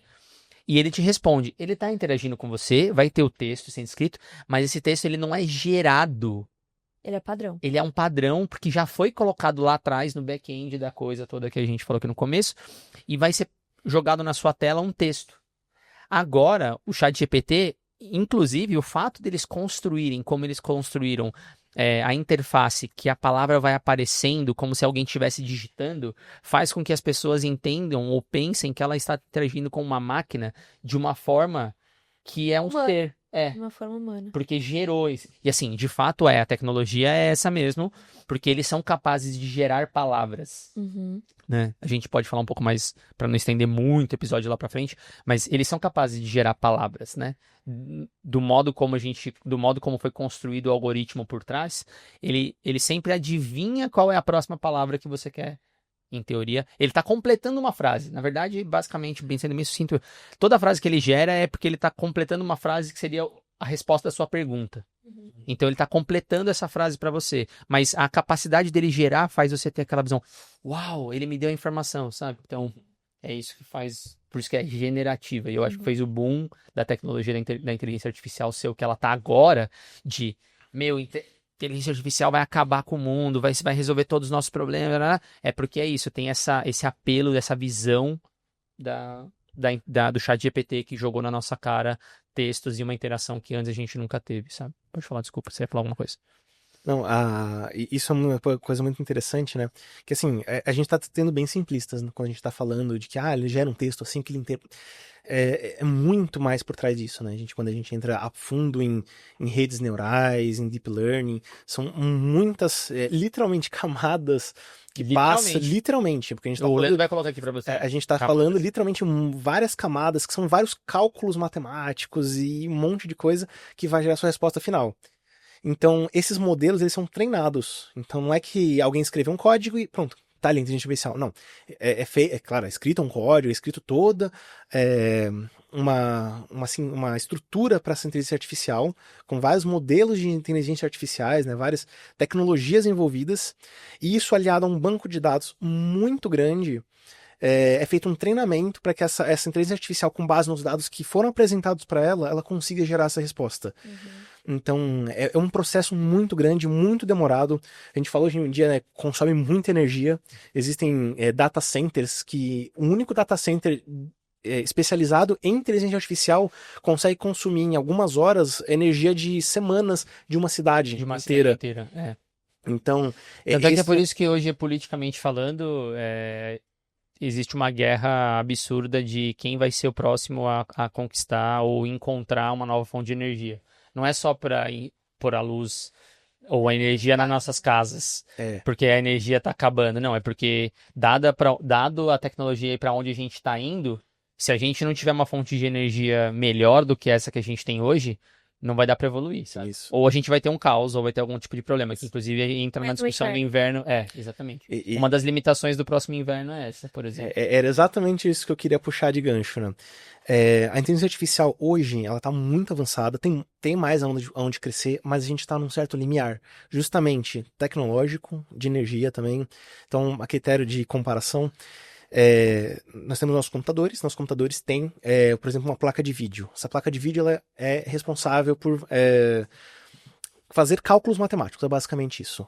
Então, quando a gente tem um computador e a gente tem uma placa de vídeo, a gente não consegue rodar uma inteligência artificial, criar, treinar tudo, porque é muito pouco. O ChatGPT, ele foi treinado, não tem o número exato, né, mas ele foi treinado com aproximadamente 80 mil placas de vídeo. O Grok, que é a da xAI, foi treinada inicialmente com 100 mil placas de vídeo e agora já dizem que eles já têm mais de 200 mil placas de vídeos. E isso consome muita energia. Então a gente precisa de muitas placas para conseguir fazer esse treinamento, fazer esse processamento e também com que os usuários, quando escreve no prompt, consiga dar uma resposta. Você precisa também de muita estrutura computacional para isso.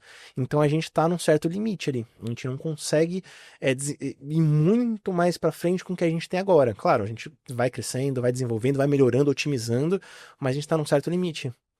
E outro grande problema é a geração de energia, porque você consome muita energia. Você precisa de muita energia e também dissipar muito calor, então precisa de um resfriamento muito grande. Então muitas empresas das Big Techs estão apostando agora em reatores nucleares portáteis, que é o caso da Amazon, o caso da Microsoft, da Nvidia, eles já estão investindo em reatores nucleares portáteis. Então você tem um data center e esse data center é alimentado por aquele pequeno reator nuclear. Então, lembrando que energia nuclear é uma energia que gera grande potência, né? Exatamente. E seria interessante utilizar isso no contexto de... Não estou dizendo se é bom ou se é ruim, se é seguro ou se não é. Estou dizendo, para um contexto que eu preciso alta demanda de energia, usar energia nuclear é uma fonte que seria boa para... Exatamente. E assim, é uma energia também que é muito limpa. Apesar de você gerar produtos radioativos, se bem controlado, bem feito, você acaba não tendo grandes problemas e gera muita energia. Então, esse vai ser o futuro pro esse começo assim desse problema, mas eu acho que isso também pode gerar um grande problema, porque será que todos os lugares vão ter seus reatores nucleares? Será que a gente vai ter um monte de reator nuclear? Será que vai ser viável economicamente? Então a gente tá beirando esse novo inverno justamente por causa de capacidade tecnológica de hardware e também de energia. Então pode ser que a gente, claro, vai continuar usando, vai ficar muito legal ainda, mas a gente entre nesse novo inverno. É uma possibilidade. Caso alguma coisa aconteça, a gente consiga novas fontes de energia muito melhores, que gerem mais eficiência, ou então computadores mais eficientes, né? Não sei aí entra a história do computador quântico, por exemplo, que é uma coisa que tem sido falada pra caramba, exatamente. como vai resolver esse tipo de problema, mas a gente ainda não chegou lá ainda. Não. Enfim, e computador quântico é outro assunto. É um outro assunto. Então a gente tá nesse primeiro momento de como a gente vai evoluir daqui para frente, o que a gente tem, o que a gente vai evoluir. Então ainda tá nesse momento de transição agora também. Uma tecnologia muito grande, um boom muito grande, mas ao mesmo tempo tem que pôr um pé no chão, porque a gente pode entrar de fato em outro inverno da IA. Se a gente for olhar a curto prazo, o fato do Covid ter acontecido acelerou muito os processos, fez a gente chegar onde a gente está. Naquela época, as Big Techs, as ações valorizaram demais. Quem acompanha isso há algum tempo provavelmente já sabe e já viu. A Nvidia mesmo se tornou uma das empresas mais relevantes da história, porque realmente ela tinha um poder, porque ela produzia as placas, então para você fazer isso gera... E é tudo muito interconectado com política, porque Isso envolve, por exemplo, a produção em Taiwan de microprocessadores, que na época da pandemia a gente ficou sem, porque não tinha logística suficiente para trazer microprocessadores. Isso fez com que a China, por exemplo, desenvolvesse o DeepSeek, que é uma outra tecnologia com processadores muito menos desenvolvidos do que os Estados Unidos, e gerou um outro boom absurdo de discussão dentro da tecnologia. Então, assim, pode ser que a gente não consiga cruzar a barreira nos próximos anos, porque a gente tem limitações, Sim. assim como teve no passado. O importante é a gente conseguir utilizar a técnica e a ferramenta que a gente tem agora da melhor forma possível, né? E aí eu acho que eu posso já começar a caminhar aqui para o final para a gente trazer, talvez, como que a gente interpreta isso para a indústria farmacêutica, né? Para a nossa realidade. Fazendo um resumo bem curto, a gente começou lá com sistemas especialistas, que foi o que o Igor falou. A gente deu um pulinho para machine learning, o aprendizado de máquina, e esse é o termo que muitos de vocês já devem ter ouvido. Aprendizado de máquina, na minha opinião, é o que a gente mais consegue fazer e mais conheceu nos últimos 20, 30 anos, e a gente aplicou muito isso dentro da indústria farmacêutica. E quando eu digo aprendizado de máquina, a gente tem duas vertentes. Só um adendo. Dentro disso tudo que eu vou falar agora aqui, eu vou tentar achar um vídeo para passar pro Leandro para ele colocar aqui um trechinho. Quem já ouviu o Serjão dos Foguetes, o Sérgio Sacani, que a Maria também ouve comigo, faço ela ouvir essas coisas, ele fala que desde a época de 90, quando ele estava fazendo o doutorado dele ou mestrado, ele já usava essas tecnologias para poder desenvolver estudos para, se não me engano, para geofísica. Isso. E nada mais. Tudo que a gente está falando aqui de tecnologia artificial, gente, são equações matemáticas e muita estatística envolvida. É só isso. Mas é só isso. E aí o machine learning, ele vem muito com essa tecnologia que quando a gente pensa hoje em QBD, em AQBD, muitas das regras e das equações que a gente usa, por exemplo, linearidade, que vocês usam para desenvolver método, precisão, essas coisas, é machine learning. Muda um pouquinho a forma como a gente pensa, mas é a mesma coisa. Então, dentro de aprendizado de máquina, a gente tem basicamente dois tipos de métodos, basicamente, não significa que não tem outros, mas métodos de aprendizado supervisionado e não supervisionado. Dentro do não supervisionado é quando a máquina tenta encontrar padrões específicos dentro daquele conjunto de dados que você disponibilizou para ela, e eu estou tentando ser bem simplista para a gente ir para o que interessa, que é dentro da indústria farmacêutica, mas a indústria farmacêutica usa bastante isso daqui. O não supervisionado é que você tem que olhar os dados e falar o que ela tem que fazer. Então, seria o não supervisionado. Dentro do não supervisionado, por exemplo, tem a linearidade, as regressões lineares, que a gente encontra aqui. Mas também tem os classificatórios, que é onde a gente classifica coisas, que a gente coloca entre 0 e 1, por exemplo, e fala sim ou não, né? Depois disso, a gente migrou, dentro dessa área, migrou para as redes neurais, que é o que o Igor falou, que aí a gente veio para o Deep Learning, que a gente tenta realmente colocar camadas de neurônios. Então, a gente, aquele pensamento inicial lá de 1940 que ele estava falando aqui, que chega para esse momento já mais desenvolvido e maduro, com problemas resolvidos da época, mas melhor agora. Então aí a gente começa a entender redes neurais, aí entra em processos de deep learning, que é uma bazuca, dependendo do que você vai fazer, porque é uma quantidade de dados imensa, demora pra caramba, hoje não tanto, mas demora muito mais do que fazer um aprendizado de máquina de uma regressão linear, por exemplo, ou classificatória logística.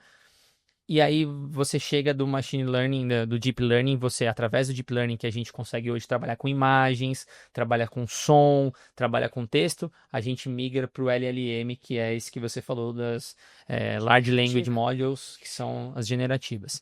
E aí a indústria farmacêutica, ela conseguiu já surfar muito dessa primeira e dessa segunda que eu vou dizer aqui, que é machine learning e redes neurais deep learning. Agora está começando a migrar para o LLM. Né? Então, até para LLM aqui.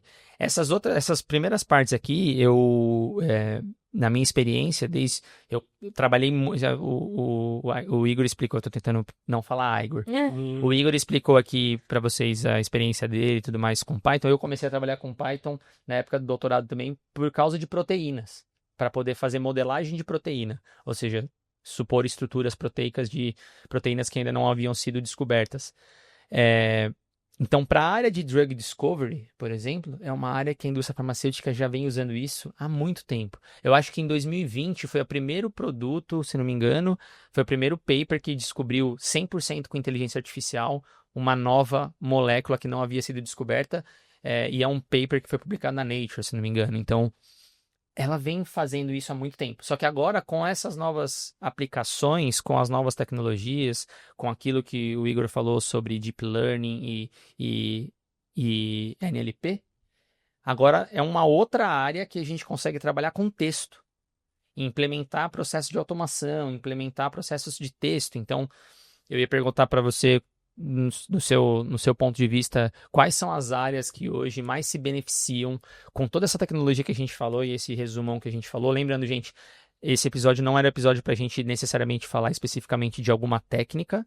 Se vocês quiserem que a gente fale, a gente traz aqui no próximo episódio especificamente de uma técnica que pode ser aplicada, mas era mais para dar um panorama geral. A gente não tentou entrar em muito específico em rede neural, em backpropagation, em perceptron, em viés, em bias, porque não é o contexto aqui, mas a gente pode falar e ficaria muito feliz, inclusive, de ter um episódio só para falar sobre isso, mas a gente está tentando ser mais geral para vocês entenderem, e aí vocês trazem mais perguntas para a gente que a gente continua respondendo. Então, na sua concepção, o que você imagina que pode ser aplicado dentro da indústria farmacêutica? Eu acredito que, assim, praticamente todas as áreas podem ser beneficiadas em maior ou menor grau. Então, quando você vai fazer, por exemplo, eu estava vendo um exemplo muito interessante, né, que era a elaboração de bulas, em que você consegue ter sistemas autônomos de inteligência artificial que, com base em vários dados que já está em literatura, que já está dentro das pesquisas, você consegue agrupar esses dados e padronizar esses dados de uma forma que você consiga, por exemplo, gerar uma bula. E isso é uma coisa, acho que é bem interessante, né? Que você não precisa pegar, às vezes, uma equipe de pesquisa que tá, quais efeitos adversos, o que é aquilo, e juntar, escrever. Então parece que não, mas isso daí ganha muito tempo. Uhum. Eu acho que um dos grandes diferenciais hoje desses LLMs, como o ChatGPT, é você agilizar muitos processos. Então, antigamente... o quê? 4 anos atrás? Que antigamente, hein? Que antigamente você ia escrever um artigo, você vai lá e escreve o artigo palavra por palavra. Agora você consegue, de certa forma, otimizar a sua escrita com inteligência artificial. Claro que a gente tem que dar um passo atrás e falar, não, a inteligência artificial ela não sabe tudo. Uhum. Ela não vai conseguir te resolver todos os problemas. Então ainda você vai precisar de uma pessoa por trás. Mas agora você consegue gerar muito mais rápido e fazer uma revisão muito mais rápida. Então eu acho que esse é um primeiro... E ter acesso a muito mais informação Exatamente. para tomada de decisão. Exatamente. E de modo mais rápido, inclusive. Exatamente. Que essa é a segunda coisa. Porque você gera um documento, gera um arquivo, tudo, beleza. Mas se for o contrário, você já tem um monte de coisa gerada e você precisa analisar tudo isso. Uhum. Então você consegue pegar a inteligência artificial que te auxilia a entender muitas coisas e te auxilia na tomada de decisões que às vezes você precisaria de muito tempo lendo, muito tempo entendendo. Que imagino que seja o que o FDA fez, né? Provavelmente. Provavelmente. Você ter essa possibilidade de se trabalhar com grandes volumes de dados e você ter uma pessoa que consegue interagir muito mais fácil com esses dados, eu acho que é um grande diferencial hoje em dia. Você às vezes não precisa de uma equipe inteira que vai fazer várias análises, vai ler vários artigos ou vai ler várias bulas ou o que seja para tentar tomar uma decisão. Então você consegue fazer isso de uma forma muito mais fácil, muito mais prática, mais eficiente também. Então, às vezes você precisava, por exemplo, 3 pessoas. Hoje você consegue fazer com uma pessoa. Então, outras 2 pessoas podem estar encarregadas de outras áreas que também precisariam de mais 3 pessoas. Então, você começa a otimizar esses processos. Então, acho que é onde essa inteligência artificial dos LLMs estão ganhando muita força.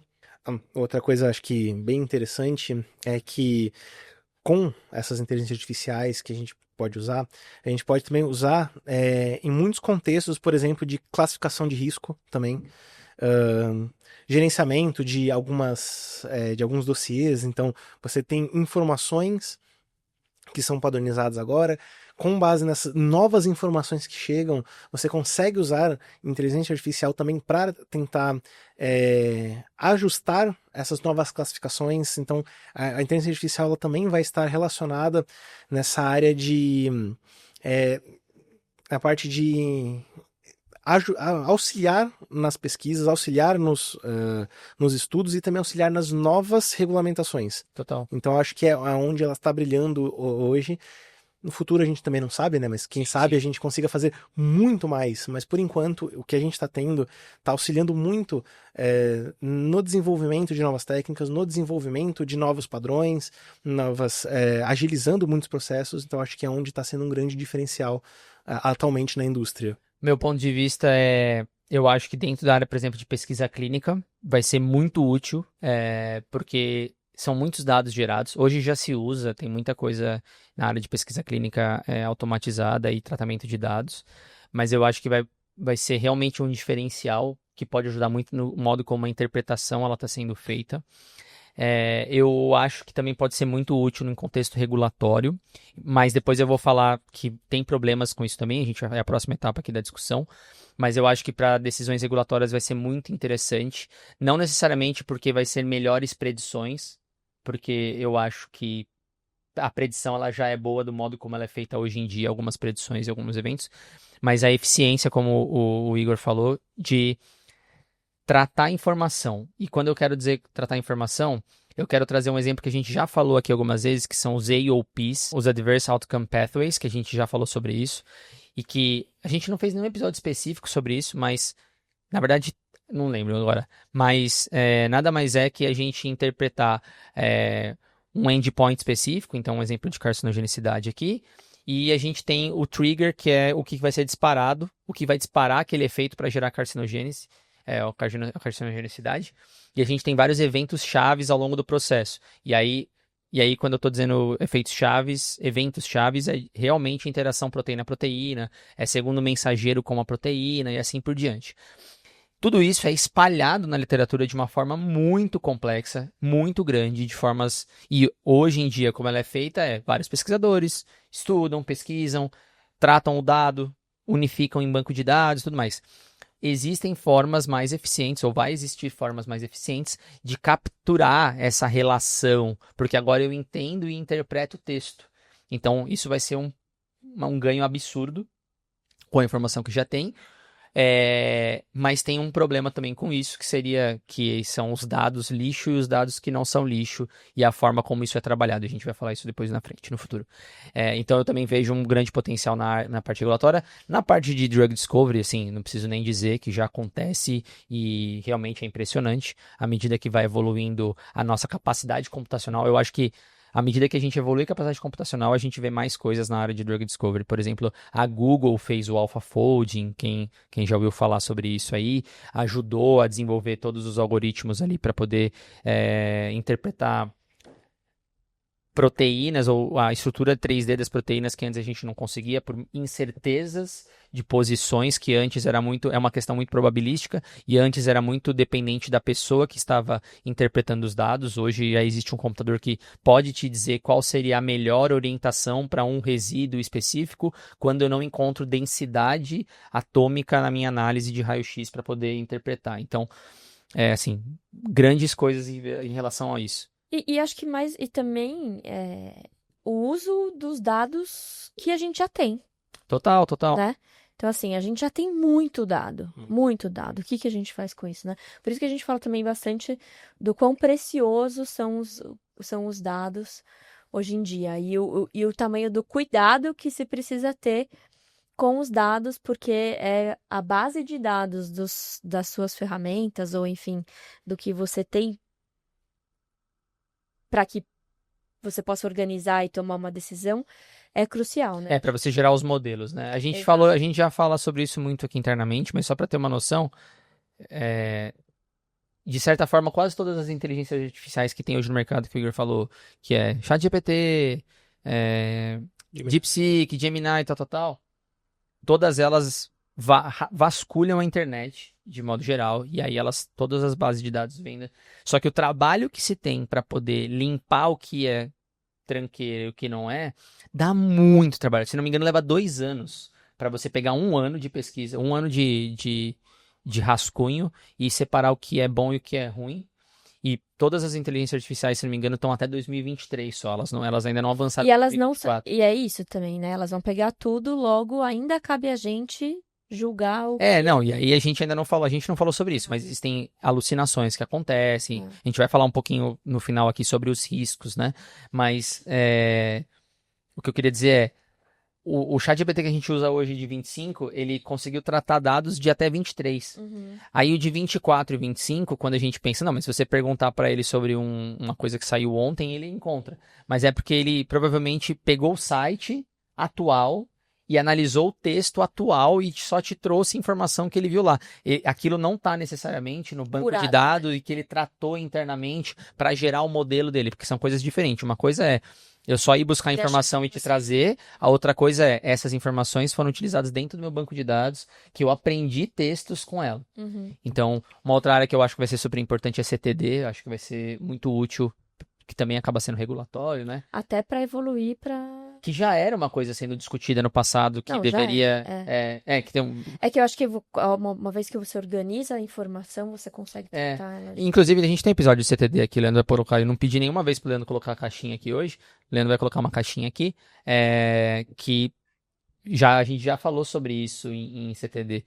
Eu acho que em dispositivos médicos também vai ser muito útil, cosmético vai ser muito útil. Então, assim, eu acho que tem grandes oportunidades. Porém, como a gente falou desde o início do episódio, inteligência artificial tem que tomar cuidado porque tem um marketing envolvido, tem o título. Todo mundo vai ter que trabalhar, não vai ter jeito, por enquanto, né? Todo mundo vai ter que trabalhar, mas eu acho que a principal mensagem é a gente vai transformar as coisas mais otimizadas e eficientes. Mas tem limitações. Aí eu vou perguntar pro Igor, se você puder falar, acho que um pouco da alucinação, que acho que é a principal limitação, ou melhor, o principal problema atual de se utilizar, e depois a gente entra nos riscos regulatórios disso, por exemplo. Eu acho que uma coisa importante de falar é que a inteligência artificial hoje, a gente tem várias diferentes. Então, como a gente está falando, Google, OpenAI, cada uma tem a sua. Então, a gente não tem atualmente uma inteligência artificial que ela já existe na teoria, que é a inteligência artificial geral, que seria uma inteligência capaz de fazer todas as coisas. A gente não tem, ela é muito teórica. Então, a gente acaba tendo o que a gente chama de inteligência artificial estreita, que ela é voltada para alguma atividade específica. Então, por exemplo, o ChatGPT é um chatbot que ele tem uma capacidade de responder perguntas. Antigamente nem imagem criava, agora ela começou a criar imagens. Então, existem inteligências artificiais que são voltadas para determinadas atividades que ela faz melhor do que outras. Então, quando a gente está falando, por exemplo, usar uma inteligência artificial como um chat GPT em qualquer área que seja, a gente corre o risco de bater em alguma informação que ele não sabe, que ele não foi treinado, não teve uma curadoria de dados, ou é muito recente, ou então ela é muito específica, então a gente bate nesse problema. Só que o ChatGPT, por exemplo, ou qualquer outro chatbot, ele não necessariamente foi desenvolvido para te dar a resposta correta. Ele foi desenvolvido para te dar a melhor interação humana possível. Te dar uma resposta. Te dar uma resposta. Então, raramente você vai chegar, perguntar ao ChatGPT, o que é tal coisa? E ele vai falar, não sei. Ele vai começar a te responder. Às vezes, ele vai responder de uma forma muito superficial, às vezes ele vai te responder uma coisa que não necessariamente você perguntou, mas o mais perigoso é te responder alguma coisa que não é verdade. Ele vai começar com o que a gente chama de alucinação. Então, a gente chama de alucinação porque ele está meio que inventando uma resposta. Então, com base nos dados que ele tem, com base nas informações que ele tem, ele vai tentar elaborar uma resposta para te dar uma resposta mais convincente possível. Então, isso eu acho que é um grande problema atualmente com inteligência artificial, que não necessariamente tudo que ele te responde é verdade. E isso está embaixo lá no rodapé de quase todas as inteligências artificiais. A inteligência artificial e tal, pode dar informações incorretas, tal. imprecisas, então acho que esse é o primeiro grande problema, que a gente tem que ficar muito de olho. A resposta que você obteve não é correta, ou não está precisa, ou não está atualizada, isso são alguns problemas que a gente pode ter. Talvez no futuro, com uma inteligência artificial geral, isso seja minimizado, mas acho que eliminado talvez mais difícil. Então, o primeiro ponto é esse, cuidado com informações incorretas, com alucinações, porque ele vai tentar te convencer do que é aquela resposta certa, mas não necessariamente é. E isso tem muito a ver com a forma como ele é construído, tá? O modelo, a gente não entrou em detalhes sobre isso, mas a gente pode falar sobre isso em outro episódio, mas tem muito com a forma como o algoritmo funciona. Então, captar, mais uma vez, ele tá olhando o texto. Eu gosto de falar isso que o machine learning antigo, ou deep learning, não deep learning específico, mas o machine learning em especial, esses modelos classificatórios que eu falei e tudo mais, eles trabalhavam com número, basicamente. Você está querendo determinar números. Aqui a gente trabalha com texto. o que é diferente. Apesar de que número é texto, dentro de um parágrafo, mas texto é uma coisa, número é outra. Então, eles têm um monte de texto, eles, sendo bem sucinto, tem um monte de texto, ele interpreta os textos, ele consegue entender e achar correlações entre essas palavras, então ele sabe o que é um substantivo, o que é um adjetivo, o que é um verbo, e aí, dada a sua pergunta, com base nos textos que ele já leu, ele entende a sua pergunta, ele sabe do que você está falando, por exemplo, o que é qual é a cor da garrafa da Spectra? Então, ele entende Spectra, ele sabe que a Spectra é uma empresa, ele sabe cor, ele sabe o que você está falando, aí ele vai responder verde. Só que ele pode responder azul. Por quê? Porque ele sabe o que é cor, ele sabe que a Spectra é uma empresa, ele sabe que é, tipo, com dados que ele já buscou na sua base de dados, então ele sabe qual é a resposta que ele tem que te dar. Se ela vai ser a certa, é outra história. Mas ele nunca vai falar necessariamente eu não sei a cor porque eu não conheço. Exatamente. Um pequeno parênteses aqui, né? É que hoje em dia se trabalha muito com inteligência artificial, mas multi-agentes. Então você raramente trabalha com um único. Vou usar o ChatGPT e vou fazer essa pergunta. Às vezes ele pode realmente não funcionar direito. Então, às vezes você trabalha com, por exemplo, uma inteligência artificial que ela detecta a imagem, por exemplo, dessa garrafa, ele extrai a cor, e aí você faz a pergunta e com base na cor extraída, ele consegue resolver esse problema seu. Então são multi-agentes, então você precisa de vários modelos diferentes, várias capacidades diferentes para chegar numa resposta. Sim. Então isso é uma coisa que está sendo utilizada hoje em dia.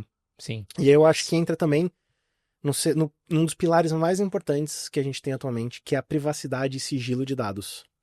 Então a gente fala de alucinação, acho que esse é um grande problema. Então é aí onde a inteligência humana ainda está prevalecendo, em que um analista, um responsável vai chegar e vai olhar e falar, isso aqui não tá muito bom não. Então ele vai conseguir, com base nessa interpretação humana de conhecimentos, saber se aquilo lá tá bom ou não tá bom. Só que a gente tem o problema agora da privacidade e sigilo de dados. Porque o que acontece? Quando você envia um arquivo, por exemplo, ou uma informação que seria sigilosa para um chatbot, essa informação ela vai para a base de dados deles e no futuro ela pode ser tratada. Se você tem alguma informação que cai na internet, por exemplo, um chatbot ele pode eventualmente esbarrar essa informação e acabar entrando no conhecimento deles. Então, esse é um primeiro desafio, de não compartilhar informações sigilosas ou informações muito sensíveis. Confidenciais, né? Exatamente.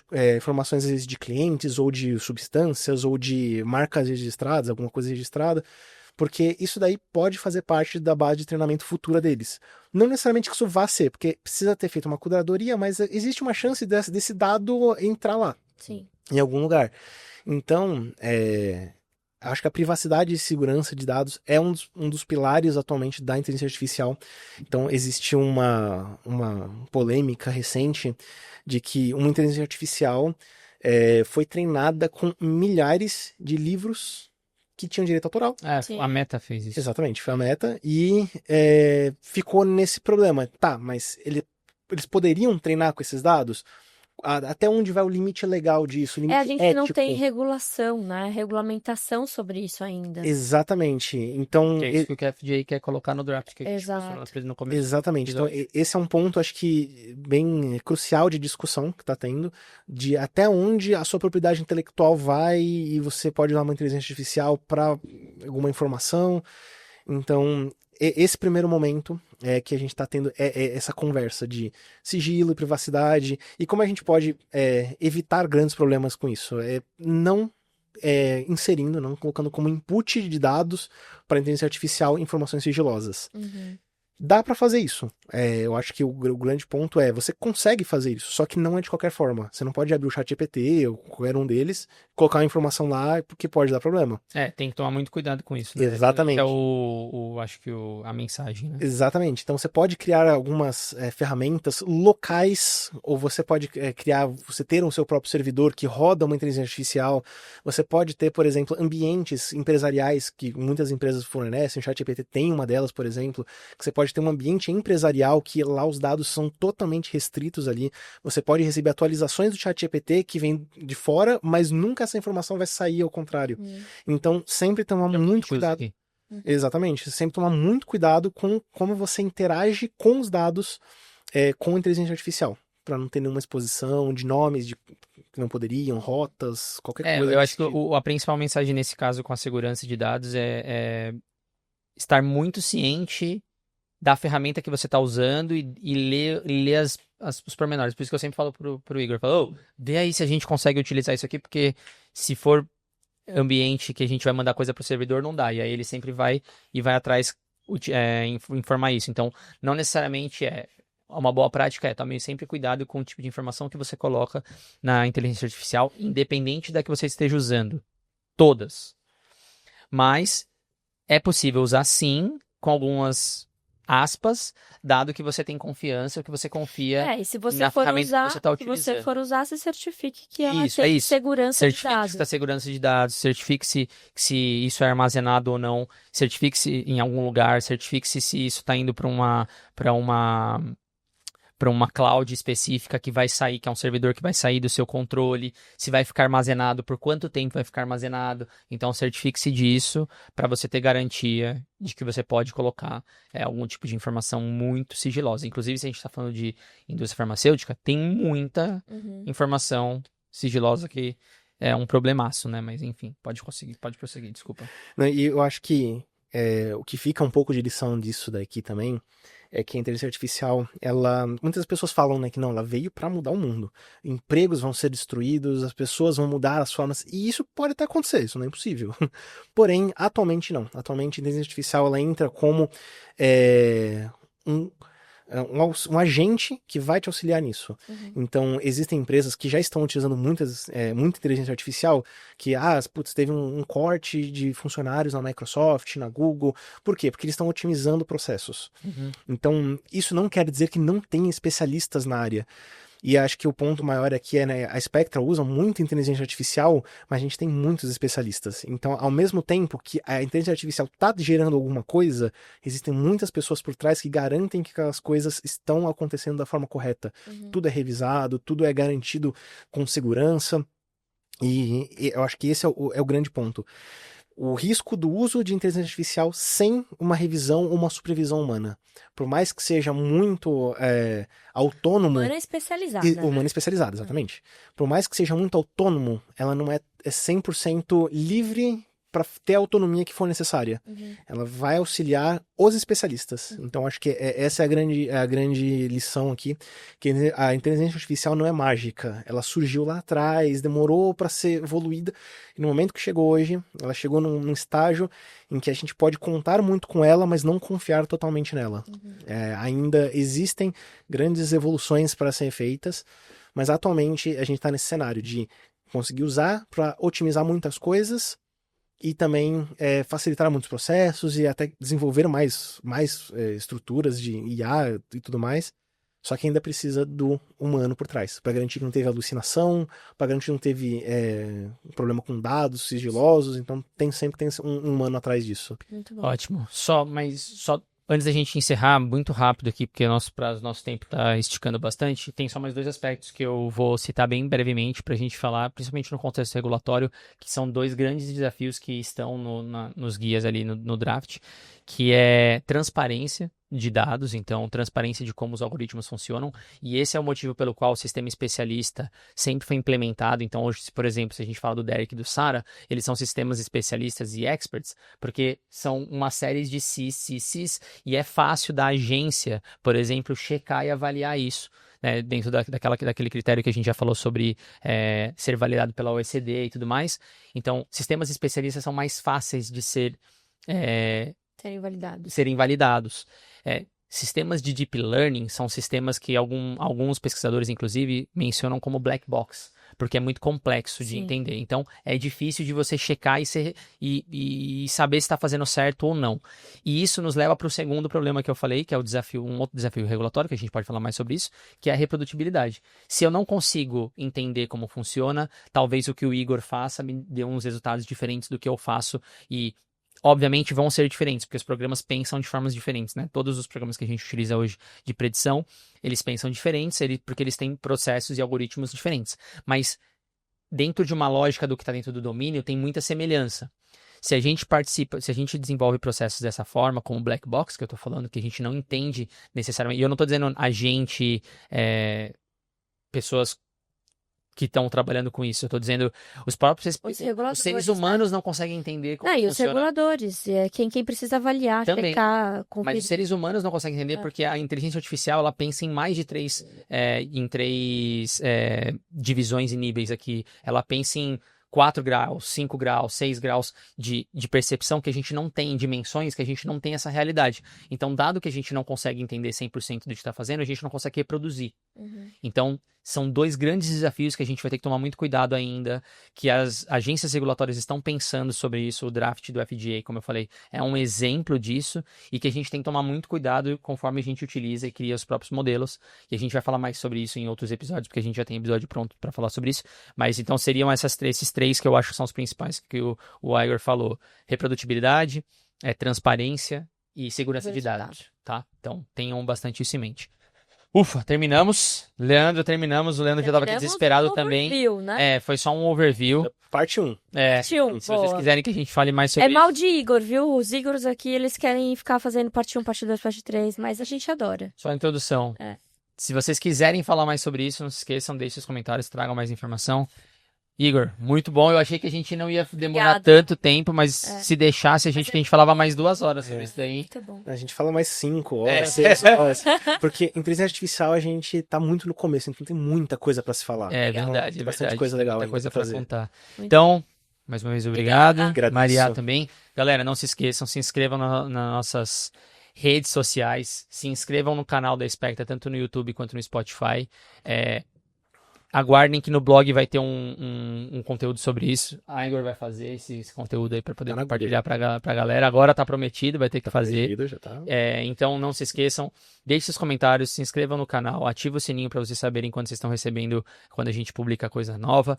Dê o seu like, por favor, que ajuda bastante a gente a continuar. E encaminhem para pessoas e para amigos, que a gente tem a meta para bater, né, Leandro? Divulguem. 3 mil inscritos até o final desse ano. E vamos tentar que falta pouco, né, Leandro? Agora tá faltando menos do que tava faltando antes. Certo? Certo. Certo. Então tá bom. Então, galera, mais uma vez, muito obrigado. Como o Pasteur dizia, que o acaso favoreça as mentes preparadas e que alguma coisa que a gente falou Uau. com certeza desse episódio vai ser um dos acasos que vocês estão esperando e que vocês estão contando com eles no seu dia a dia para que vocês também possam desenvolver. Até o próximo episódio. Tchau! Arrasou, ai.